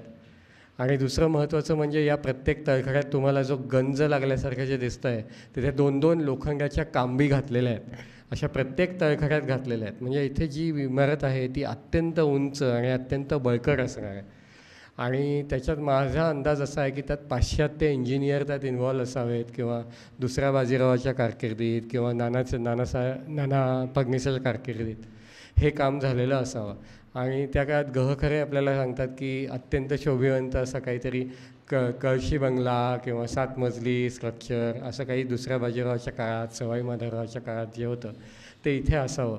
आता झालं आहे काय की आपल्याला तिथे तुम्ही तळखडे पाहिलेत तर 4 तळखडे एका रांगेत आहेत, 5वा तो असा फिरवलेला आहे, मग ते तिथले दगडसुद्धा मॅनिप्युलेट करून गोल गोल फिरलेले आहेत. त्यामुळे आता त्याची आपल्याला एकच रांग दिसते आणि मागची बाजू जी आहे ती गायब आहे. पण त्याच्या पुढे हे जे चुन्याचे 3 आहेत ते 3 कारंजी आहेत आणि ते बरोबर त्याचे सेंटर लाईन आहे ती त्या तळखड्यांच्या सेंटर लाईनला मॅच होते. वाड्याच्या मागे तुम्ही जो हौद आहे ना, चौकोनी विहीर आहे, गणेश महाल आहे, गणेश महालाच्या मागे ती चौकोनी विहीर आहे. हां, त्या विहिरीच्या मागे एक झाड आहे, त्या झाडाच्या तिथे ते डिंक वगैरे ठेवलं आहे. आणि त्याच्यासमोर म्हणजे मुख्य वाड्याचं माझघर आणि गणेश दरवाजा याच्या साधारण मध्यभागी ही जागा आहे. आता मी ती जी एक इंग्रजांनी केलेलं एक भिंतीचं स्ट्रक्चर दाखवलं ना, खांबाचं स्ट्रक्चर, त्या खांबाच्या थोडंसं बाजूला आहे, तिथेच त्याच्याच बाजूला आहे, ते लगेच म्हणजे मागच्या बाजूला आहे सर साधारणपणे. आणि माझा पाय पाहिला तर तुम्हाला त्याचा अंदाज येईल साईजचा, पर्स्पेक्टिव्हसाठी तसं केलेलं आहे. पण हे तुम्ही तिथे त्याच्या खुणा पाहताय आणि त्यात ते आजच्या काळात जसं कॉन्क्रीटमध्ये सळ्या घालून रिइन्फोर्सिंग करतात ना, तसं ते दगडामध्ये केलेलं आहे. त्याचं मला ते आश्चर्य वाटलं त्याचं खरोखर. आणि त्यात 1-2 दगडांमध्ये पाहिलं तर तुम्हाला त्याचं चांगली लोखंडाची काम पण दिसते तिथे त्यात घातलेली आहे. तर हे मोठं इंजिनिअरिंगचं आश्चर्य आहे तसं. आणि सोनी सर आम्हाला म्हणत होते की एक त्याचं गणित असतं की जर तुम्ही 12 इंचाचा खांब बांधला तर त्याच्यावरचा खांब जो असतो तो 9 इंचाचा होतो, त्याच्यावरचा खांब बांधला तर कदाचित 6 किंवा 8 इंचाचा होतो, 7 इंचाचा होतो, असं त्याचं एक शास्त्र आहे. आणि हे जे सगळं जुन्या वाड्यांचं बांधकाम आहे हे काही इंचामध्ये फुटामध्ये होत नसतं. तर तुम्हाला तुमचं जे बोट आहे याची जी रुंदी आहे त्याला पेर म्हणतात. नंतर हे जे तुम्ही हात असतो तर 1 हात असतो त्याचा, तर तो मला वाटतं 1 हात आहे. आणि पेशवेकालीन एक दुसरं परिमाण म्हणजे गज. तर हे सगळे खण जे आहेत ते गजांमध्ये मोजलेले आहेत. आणि तुम्ही इथं जर पाहिलं तर वाड्याची रुंदी आणि 2 दरवाजे आहेत त्यांचं जे आहे तो 4 गजी 2 दरवाजे त्या वाड्यात आहेत असं आपल्या मनोलीकर नकाशात दिलेलं आहे. त्याच्यानुसार तुम्हाला वाड्याचा गज किती ते काढता येतं आणि किती गजांचं ते आहेत.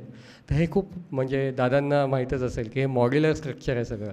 एक खण बांधला की दुसरा खण त्याची कॉपी, की तिसरा खण त्याची कॉपी, अशी सुतारांची टीम बोलवायची आणि तेवढ्याच प्रमाणात तेवढ्या हात विती आणि आपले जे हाताची परिमाणं आहेत गज त्या प्रमाणातच हे सगळं काम चालतं. मला आता कल्पना नाही आधुनिक काम इंचात फुटात होतं का हातात होतं, पण त्या काळात तरी हे सगळे खण जे आहेत ते गजांमध्येच बांधलेले आहेत मुळात.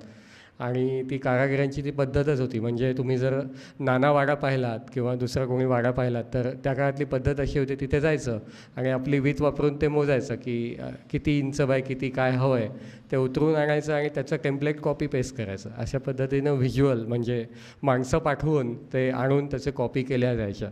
आणि म्हणून राजस्थानचे जे अनुभवी कारागीर होते त्यांना डिमांड त्या काळात होती आणि अजूनही आहे. कारण ते माणसाचं जे स्किल आहे ना त्या स्किलवरती हे सगळे वाडे बांधलेले आहेत आपण. तर हे एक अनिर्णित अवशेष आहे.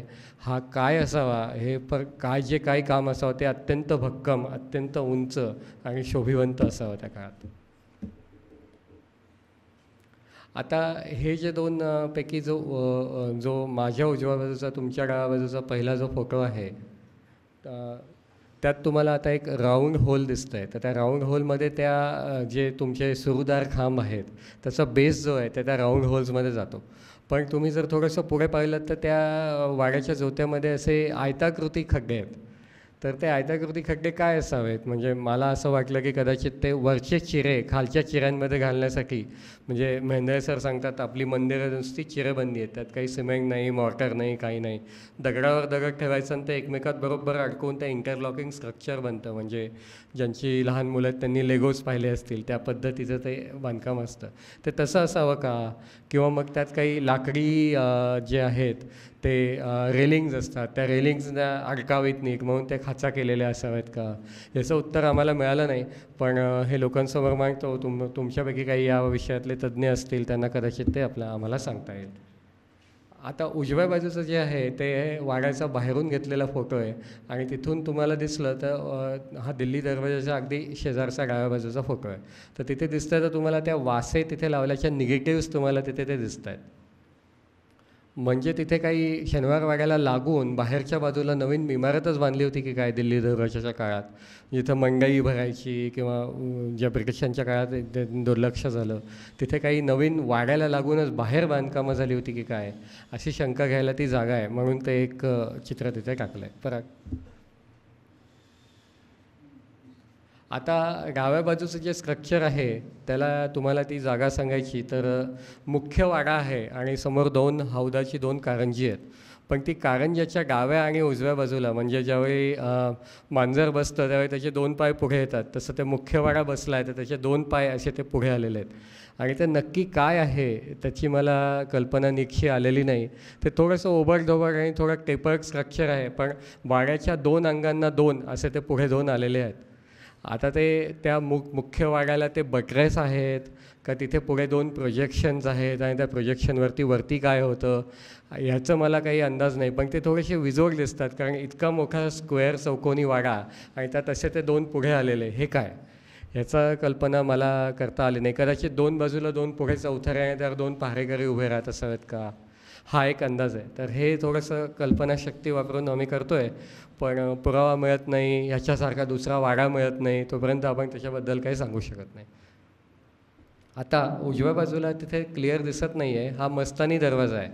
पण तुम्ही मस्तानी दरवाजाच्या तिथे जे झाड आहे त्याच्या मागे जाऊन बघितलं तर मस्तानी दरवाजाच्या वरती भिंतीत वासे गेल्याच्या खुणा आहेत. तर तिथे उभ्या तोळ्या आणि वासे त्या भिंतीत वरती आहेत.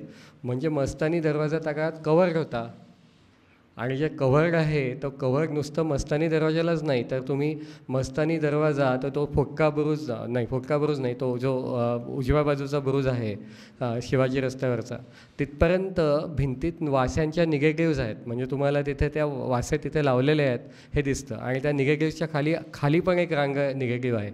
म्हणजे तो जो पॅसेज आहे तो दुमजली सोप्यानं कव्हर्ड होता असं आपल्याला सांगता येतं. आणि हे मला खऱ्यांच्या पुस्तकात आढळलं नाही, इतर कोणत्या पुस्तकात आढळलं नाही, पण हे सहज दिसेल. म्हणजे तुम्ही तिथे गेलात आणि मस्तानी महालाच्या जागी उभे राहिलात तर तुम्हाला वाड्याच्या भिंतीत त्या निगेटिव्ज दिसतात आणि ब्रिटिशांच्या ज्या कमानी आहेत त्या कमानीच्या आत त्या निगेटिव्ज आहेत. म्हणजे त्या कमानीपेक्षा ते निगेटिव्ज जुने आहेत. तर पेशवे काळात बहुतेक मस्तानी दरवाजालाही देवडी होती, तो दरवाजा कव्हर्ड होता आणि मनोलीकरणं कदाचित त्यातलाच काही भाग दाखवला आहे का अशी मला शंका येते. आणि ते मुद्दाम दाखवण्यासाठी त्या झाडामागे जाऊन आम्ही तो फोटो तिथे घेतलेला आहे. आणि अजून एक गोष्ट सांगायची म्हणजे वरच्या मजल्याचे जे वासे लावलेले आहेत आणि खालच्या मजल्याचे जे वासे लावले आहेत ते एकमेकाला सेंटर नाही आहेत. म्हणजे वरच्या मजल्याचे वासे वेगळे गेलेले आहेत आणि खालच्या मजल्याचे वासे वेगळे गेलेले आहेत. तर ते त्या काळातलं बांधकामाचं वैशिष्ट्य तसं होतं की म्हणजे ते काही अलाइनमेंट करून बांधत नव्हते की वरचा लोड खाली इथून जाईल असं काही नाही. वरचा मजला सेपरेट, खालचा मजला सेपरेट आणि दोन्ही एकमेकांच्या आधारावरती ते तिथे उभे होते. आता मस्तानी दरवाजात पण एक जिना आहे. तो जिना वरती गेला की बरोबर या स्ट्रक्चरमध्ये तर त्याच्या गच्चीवर हा जिना जातो. म्हणजे कदाचित तो जिना तिकडे जायचा आहे की काय, ही एक शंका माझ्या मनात आहे. पण आता हे जोपर्यंत आपण तिथे आता तुम्ही म्हणाल की याचं आपण उत्तर कसं देऊ शकतो, तर त्याला सायंटिफिक मेथड्स आहेत. म्हणजे तुम्ही जर ह्या लाकडांचे जे वासे आहेत त्याच्या ज्या रिंग्ज असतात त्याच्यानुसार त्याचं डेटिंग करता येतं.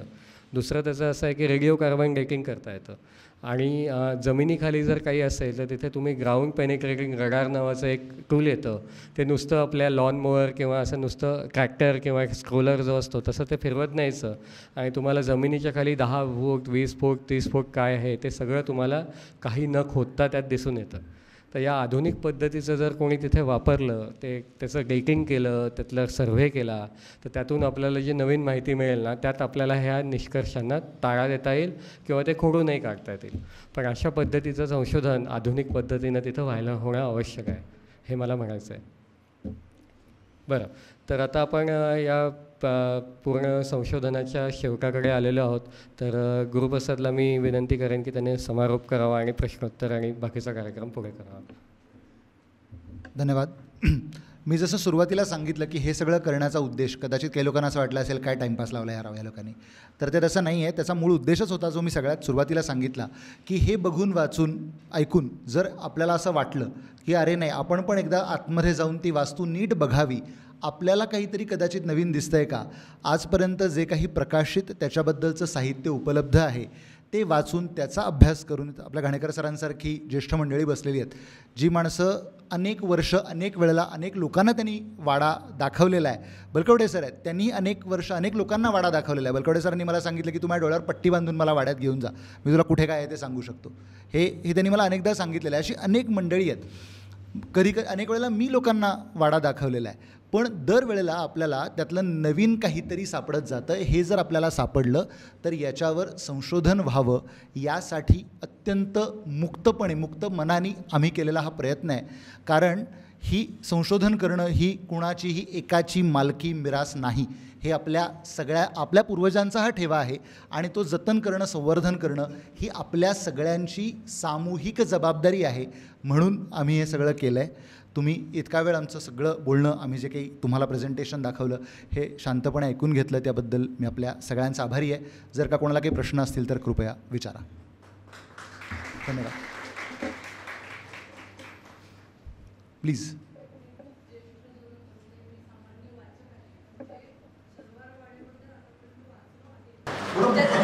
तीन आगींचा उल्लेख मला स्मरत असेल तर आहे आणि त्यातल्या काही इंग्रजांनी लावल्या असं म्हणतात, तर त्याच्यात काय तथ्य? शेवटची तर डेफिनेटली लावली. त्याच्या बाकीच्या अलीकडच्या ज्या मागच्या आहेत, काय होतं काही वेळेला अपघाताने सुद्धा एखादी गोष्ट घडू शकते आणि काही वेळेला एखादी गोष्ट जाणीवपूर्वकही केलेली असू शकते. त्याच घरात राहणारी माणसं तेच घर जाणून बुजून जाळत नाहीत, ते अपघाताने जाळतात. अपघाताने त्याला आग लागू शकते, पण जे उपरे आलेले असतात, ज्यांना त्यांना खालचंच दाखवायचं असतं, ते जाणून बुजूनही करू शकतात. इतका साधा भाग आहे. आगी जाणीवपूर्वक लावल्या आणि त्या जिथं लावल्या तिथं पेशव्यांचा जवारखाना होता. तिथे पेशव्यांची सगळी संपत्ती दडली होती, तिथेच लागल्याबरोबर आहे. तर एक थोडंसं आता भावनिक उत्तर ऐकलं, आता लॉजिकल उत्तर आहे का? तर काय आहे, वाड्यात 3 आगी लागल्या हे बरोबर आहे. तर वाड्यात ज्या सुरुवातीला आगी लागल्या त्या पेशवे काळात, म्हणजे दुसऱ्या बाजीरावाच्या काळातच वाड्यात आग लागली होती आणि आपल्याला त्याचे रेकॉर्ड्स मिळतात, त्यामुळे मी त्याच्याबद्दल बोलू शकतो. ग खरे यांनी शनिवारवाडा पुस्तकात हे दिलेलं आहे. तर काय असतं की वाड्यामध्ये त्या काळात विजेचे दिवे नव्हते, त्यामुळे काय असतं, तुम्ही समया लावल्यात, पणत्या लावल्यात, दिवे लावलेत, तर त्याला वात असते, त्याला तेल असतं.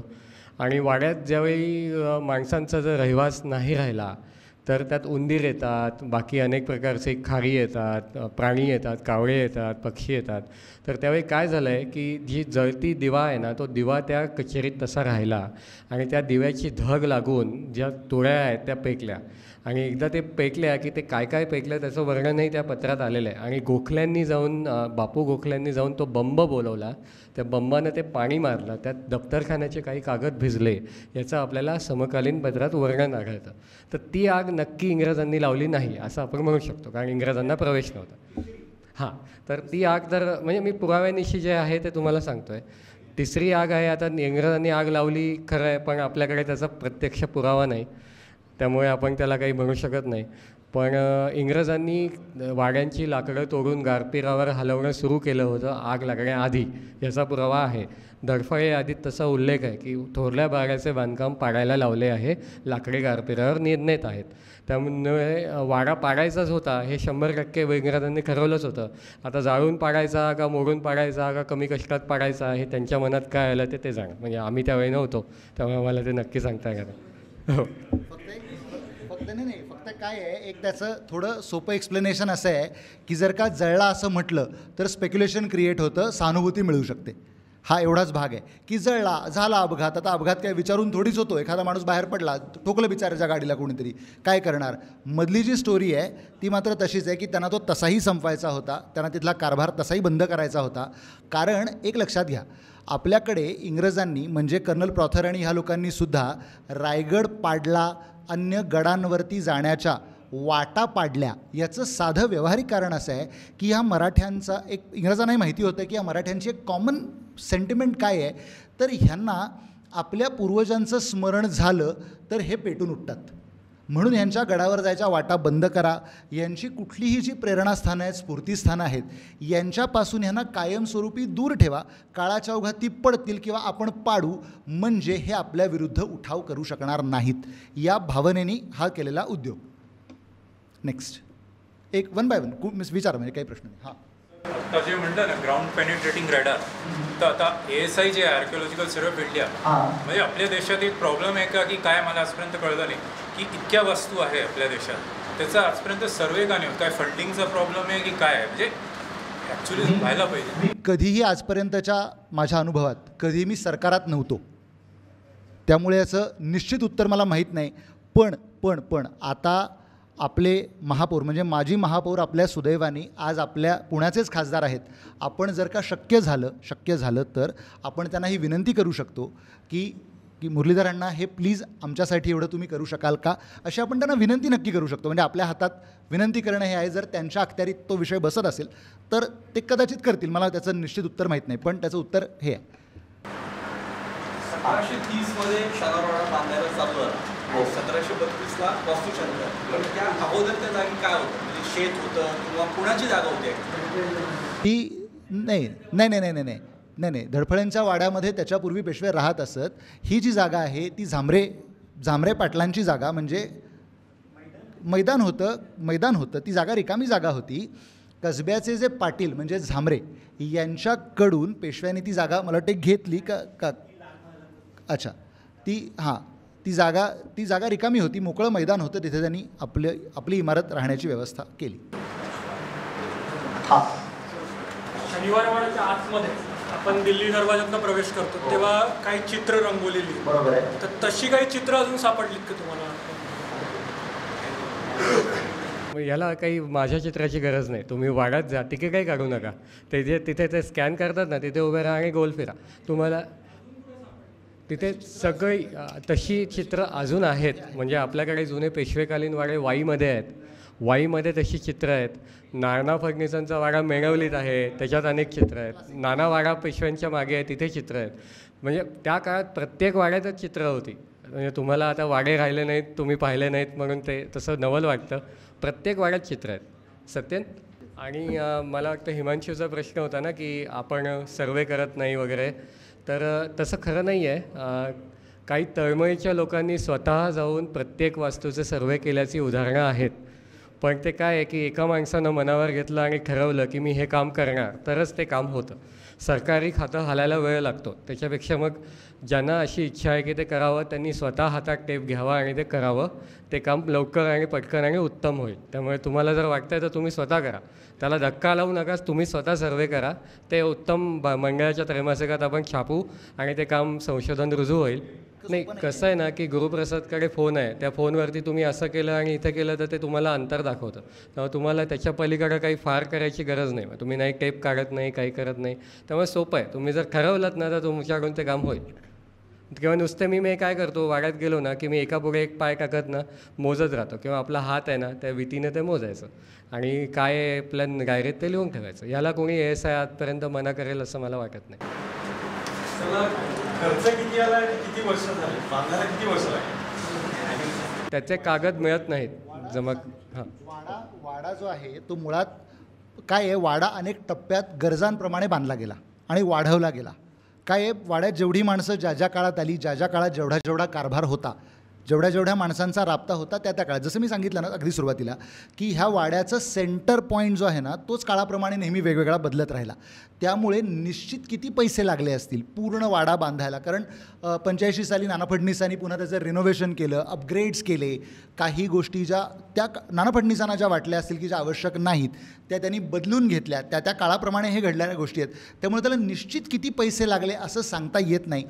पण अगदी सुरुवातीचा जो वाडा बांधला गेला त्याला मला वाटतं 15,000 रुपयाच्या आसपास त्याला खर्च आलेला होता. कारण त्या खर्चाचा मात्र हिशोब उपलब्ध आहे, हे सांगता येईल. हां सर, तुम्ही काहीतरी प्रश्न विचारत होता. मी लहानपणी शंभरवडा पाहिला. लहानपणी आतमध्ये गेल्यानंतर मस्तानीचा म्हणता केली का त्या गावा साईडला जे कमानी भिंत म्हणजे गणेश दरवाजाची भिंत ती इथपर्यंत, तर त्या भिंतीला मी अशी भिंतीवर चित्र पाहिली आहे. चित्र पाहिली होती. चित्र कुठल्या म्हणताय तुम्ही सर? अच्छा, त्या साईडला कमानींच्या मध्ये, अच्छा चिनी खाण्यांमध्ये. हां हां हां हां हां हां हां हां पेशव्यांची. अच्छा हां. मे बी आता कदाचित काय आहे, काळाच्या ओघात किंवा मेंटेनन्ससाठी किंवा सुरक्षेच्या कारणासाठी ती काढलेली असू शकतील. त्याच्याबद्दल निश्चित काही आपल्याला बोलता नाही येणार.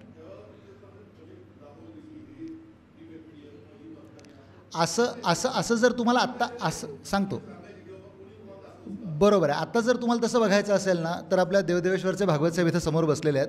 पर्वतीवरती अशा प्रकारची व्यवस्था आहे. पर्वतीवरती या सर्व लोकांची चित्र लावलेली आहेत. सर्व म्हणजे बाळाजी विश्वनाथांपासून सर्व पेशव्यांची चित्र लावलेली आहेत. वाशे लावले, वाशांचं असा प्रकार बाहेर देखील आहे. वाशे लावलेला ज्यावेळी फाळणी झाली, शिंदे समाज निर्वासित जेव्हा भारतात आले तेव्हा त्यांनी इथं बाहेर दुकानं काढली होती.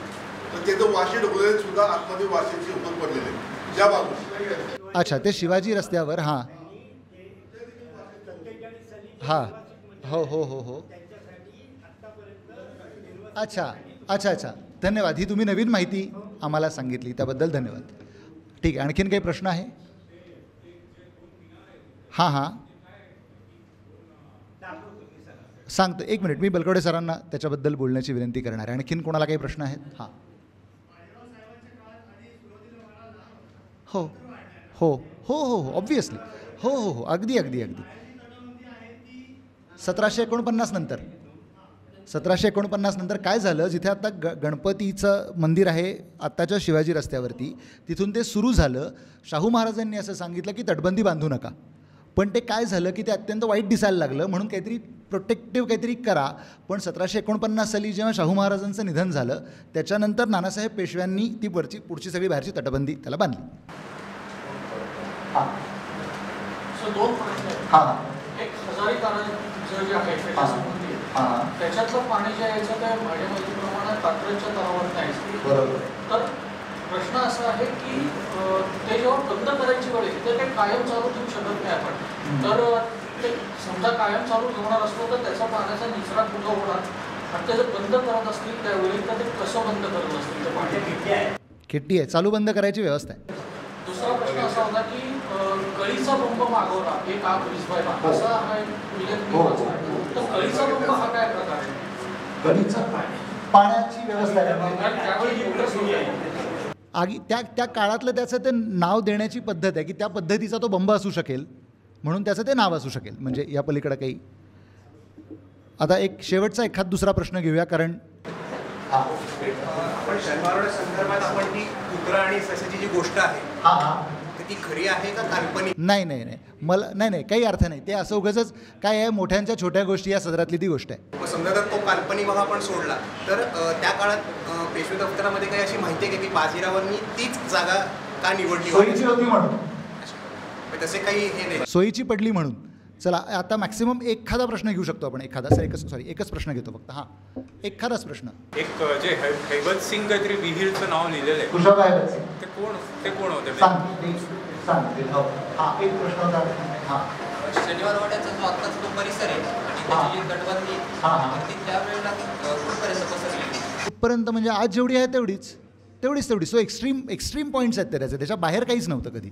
ते त्याच्या आत काही आलेलं नाही आणि त्याच्या बाहेरही काही गेलेलं नाही. चला आपण हे कारण प्रश्न खूप असतील, लोकांना खूप शंका असू शकतील, पण आपल्याला वेळेची मर्यादा पाळणे हे अत्यंत आवश्यक आहे. मी भारत इतिहास संशोधक मंडळाचे चिटणीस आणि ज्येष्ठ इतिहास संशोधक माननीय श्री पांडुरंग बलकवडे सर यांना विनंती करतो की त्यांनी कृपया आपल्याला मार्गदर्शन करावं. आपल्या इतिहास संशोधक मंडळातील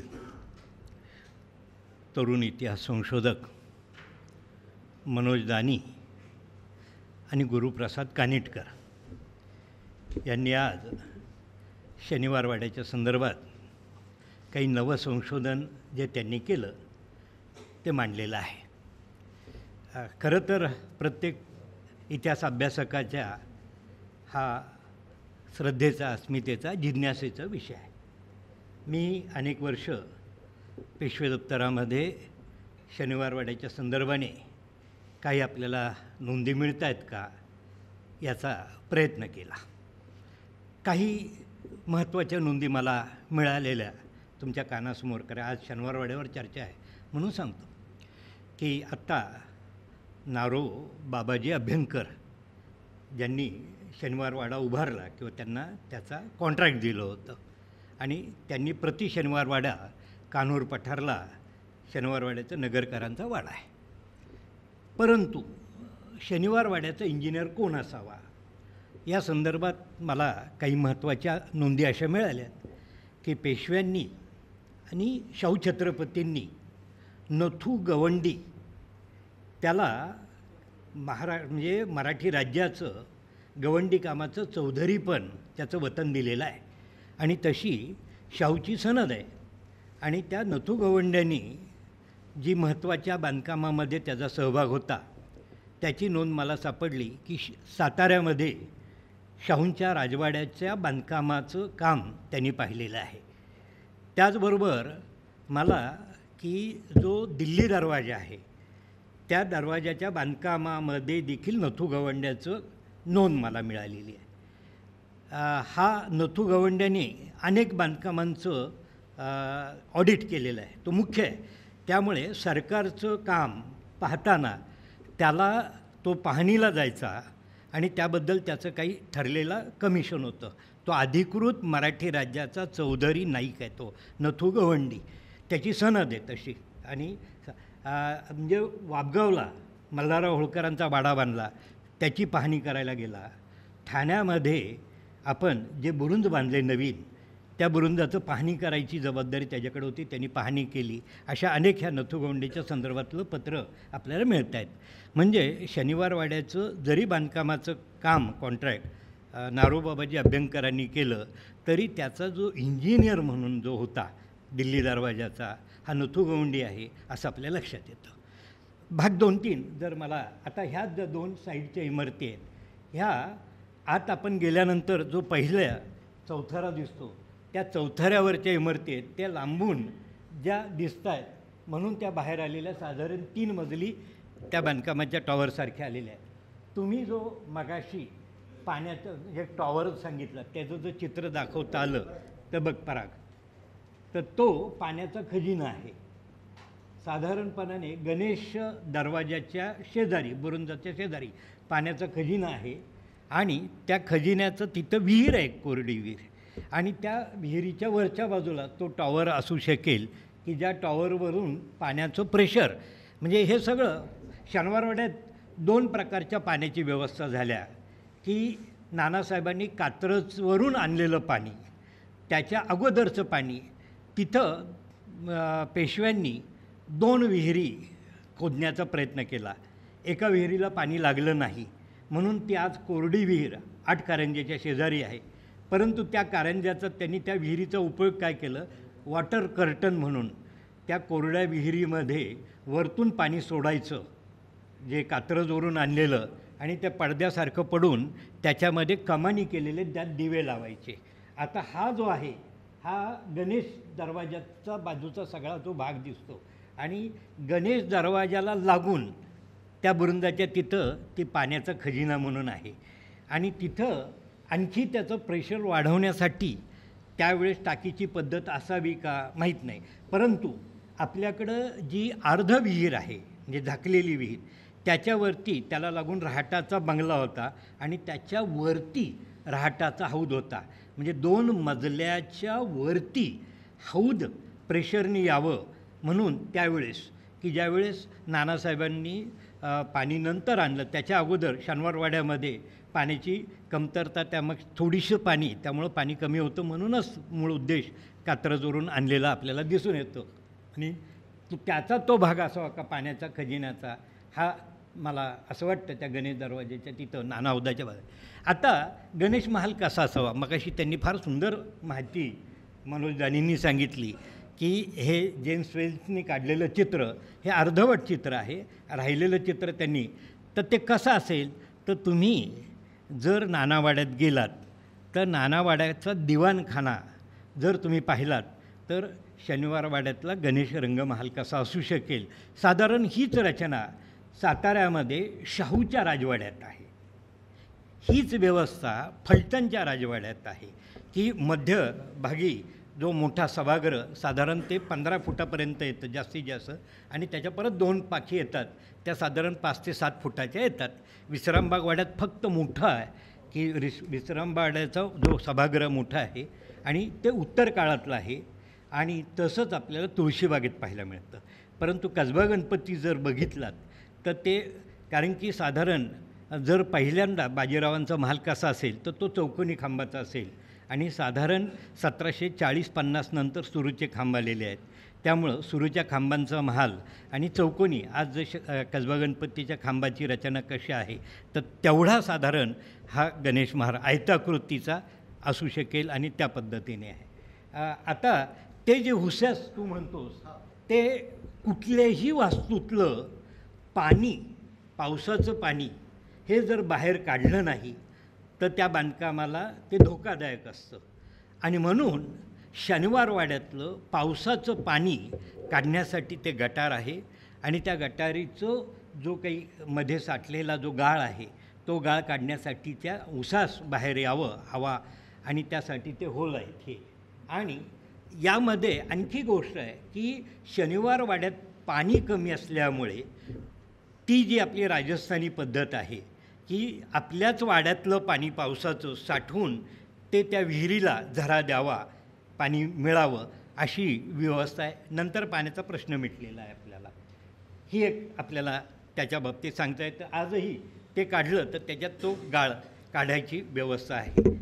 आणखी काय 1-2 वाडा, जर मुख्य वाड्याचं जो नकाशा आहे आपल्याला, हा जो नकाशा आहे तर या नकाशामध्ये जी त्रुटी होत्या त्या खऱ्यांनी दाखवून दिलेला आहे की काही भाग ह्या नकाशात दाखवलेलाच नाही किंवा त्याच्यात जागा चुकलेल्या आहेत आणि तात्यांनी त्या जागा दाखवून दिलेल्या आहे. शनिवारवाड्याचा आणखी 2 भाग करता येतील की शनिवारवाड्याचा पूर्व भाग हा पहिल्यांदा बांधकामात झालेला आहे, जो शिवाजी रस्त्याचा भाग. पश्चिम भागाचं बांधकामं ही नंतरच्या काळात आवश्यकतेप्रमाणे वाढलेली आहे. त्यामुळे बाजीराव पेशवा, चिमाजी किंवा हा जो पहिलं कुटुंबाचा भाग आहे तर ह्या भागाला जो पूर्व भाग आहे त्या भागात जुनी बांधकामं आहेत आणि या भागामध्ये जो नवी बांधकामं आहे. आणि जो मधला भाग आहे ह्या कचेऱ्याचा तो भाग आहे, पाठीमागं 7 खणी आहे, तो मधला तो हौद आहे त्याच्यावरती. आणि या बाजूला पागा वगैरे जी दिसतात आपल्याला इथं. आणि हा जो भाग दाखवलेला नव्हता ह्या नकाशात तो तात्यांनी व्यवस्थित दाखवलेला आहे आणि ती बांधकामं शौचकूपं वगैरे तिथं असलेली दिसून. दुसरी गोष्ट की शनिवारवाड्याच्या रक्षणासाठी पहिल्या काळामध्ये त्यांनी 2 गोष्टी केलेल्या होत्या की आपल्याकडं जो आंबील ओढा होता तो शनिवारवाड्याचा रक्षक होता. म्हणजे वास्तूच्या रक्षणासाठी पूर्वी जी खंदक आहे, जसं आपल्याला वाबगावला नदीनेच ओढ्याने आणि नदीने किंवा तुम्हाला चाकणच्या गडीमध्ये दिसेल, तसंच शनिवारवाड्यामध्ये 2 बाजूंनी ओढा आहे आणि एका बाजूनी नदी आहे. उत्तरेकडं नदी आहे, पूर्वेकडं ओढा होता आणि पश्चिमेकडं ओढा होता. आणखी एक गोष्ट की शनिवारवाड्याच्या बांधकामामध्ये जो म्हटलं की बांधकामाचे 2 भाग पडतात, विटांचं आणि दगडी बांधकाम. हे अर्धवट का ठेवलं की पेशव्यांना दगड मिळत नव्हते नाही, तर त्या कथेत काहीतरी अर्थ आहे. दुसरी गोष्ट की शनिवारवाड्याच्या भिंतीच्या दगडांमध्ये जर तुम्ही बघितलं तर पश्चिमेकडची जी शनिवार पेठेची जी भिंत आहे ती 2 प्रकारच्या दगडामध्ये आहे. त्यातला जो तळाचा दगड आहे तो पुण्याचा कोटाचा दगड वापरलेला आहे. आणि तशी नोंदही आहे की पुण्याचा कोट पाडला आणि त्या कोटाचे काही दगड शनिवारवाड्याच्या बाजूला लावलेले आहेत. पश्चिम बाजूचे ते अनगळ मोठे दगड आहे की जे जुने दगड आहे, त्याच्यावरतून चौकोनी केलेले आहे. आणखी तिसरी गोष्ट की शनिवारवाड्याच्या जो दिल्ली दरवाजाचा जो दगड आहेत तर ते दगड हलक्या दर्जाचे आहेत. त्यामुळे आजही त्याचे टवके उडतात, कारण की त्याच्यात मुरुमाचा भाग आहे. आणि असं म्हटलं जातं की पाषाणवरून हा दगड आणला, परंतु शनिवारवाड्याच्या दिल्ली दरवाजाच्या त्या बुरुंजाचा दगड हा दर्जाने म्हणजे कठीणपणात हलका असल्यामुळे आजही त्याचे तुकडे सहजतेने निघतात. अशा पद्धतीच्या आज, परंतु ह्या दोघा संशोधकांनी शनिवारवाड्याच्या संदर्भात जे नवसंशोधन केलं आणि त्याच्यातून अभ्यासकांना नवी चालना मिळते, ही चांगली गोष्ट आहे. आणि अशा पद्धतीने विचारमंथनातून एखादा अभ्यास हा पुढं जात असतो. अशा पद्धतीच्या चर्चा, अभ्यास वारंवार होण्याची गरज आहे. आणखी एक गोष्ट शेवटची सांगतो की आर्काईव्जमध्ये घडणी दप्तर आहे, ते आकारविल्हे पद्धतीने आहे. आणि त्या आकारविल्हे पद्धतीने खर्चाच्या ह्याच्यामध्ये इमारत म्हणून जे दाखवलेलं आहे त्याच्यामध्ये पेशव्यांनी बांधलेल्या इमारतीचे खर्च आहेत, आकारविल्हे ईमध्ये येतं. आता त्याच्यामध्ये 2 गोष्टी आहेत की त्यात काही नोंदी शनिवारवाड्याच्या आलेल्या आहेत की जे छोट्या छोट्या झालेल्या आहेत, परंतु शनिवारवाड्याची जे काही 2-3 टप्प्यात झालेली बांधकामं आणि त्या बांधकामाचा जो ठेका असेल तो ज्या कॉन्ट्रॅक्टरला दिलेला, त्याची एक स्वतंत्र जमा खर्च आजपर्यंत आपल्याला आर्काईव्जमध्ये सापडलेला नाही, परंतु सापडण्याची शक्यता आहे. किंवा ते वेगळे काढलेले जमा खर्च एखाद्या वेळेस इंग्लंडमध्ये देखील गेले असू शकेल, याचा शोध घेण्याची आवश्यकता आहे. परंतु पुणे आर्काईव्जमध्ये घडणी दप्तराच्या आकारविल्हे पद्धतीने ह्याच्यामध्ये आपण जर शोध घेतला, कारण की 5 कोटी कागदांमधून आपल्याला शोध घ्यायचा आहे आणि त्याच्यातून शनिवारवाड्याचे जे काही नवे आपल्याला पैलू मिळतील आणि त्याच्यातून शनिवारवाड्याविषयीचा इतिहास आपल्यासमोर येईल. आणि ह्या 2 संशोधकांना याबद्दल मी धन्यवाद देतो. आणि मंडळाचे अध्यक्ष दादा राऊत यांनी समारोप करावा अध्यक्षीय, असं मी त्यांना विनंती करतो. मनोज दाणी आणि गुरुप्रसाद दोघांचे आभार मानतो. मी इतिहास संशोधक नाही आहे, बाळासाहेबांनी त्याबद्दल भाष्य केलं आहे. एक महत्त्वाचा कार्यक्रम आहे, तेवढाच फक्त निरोप देतो. 20 तारखेला शिवराज्याभिषेकाला 350 वर्ष पूर्ण होऊन 51 वर्ष लागतं आहे.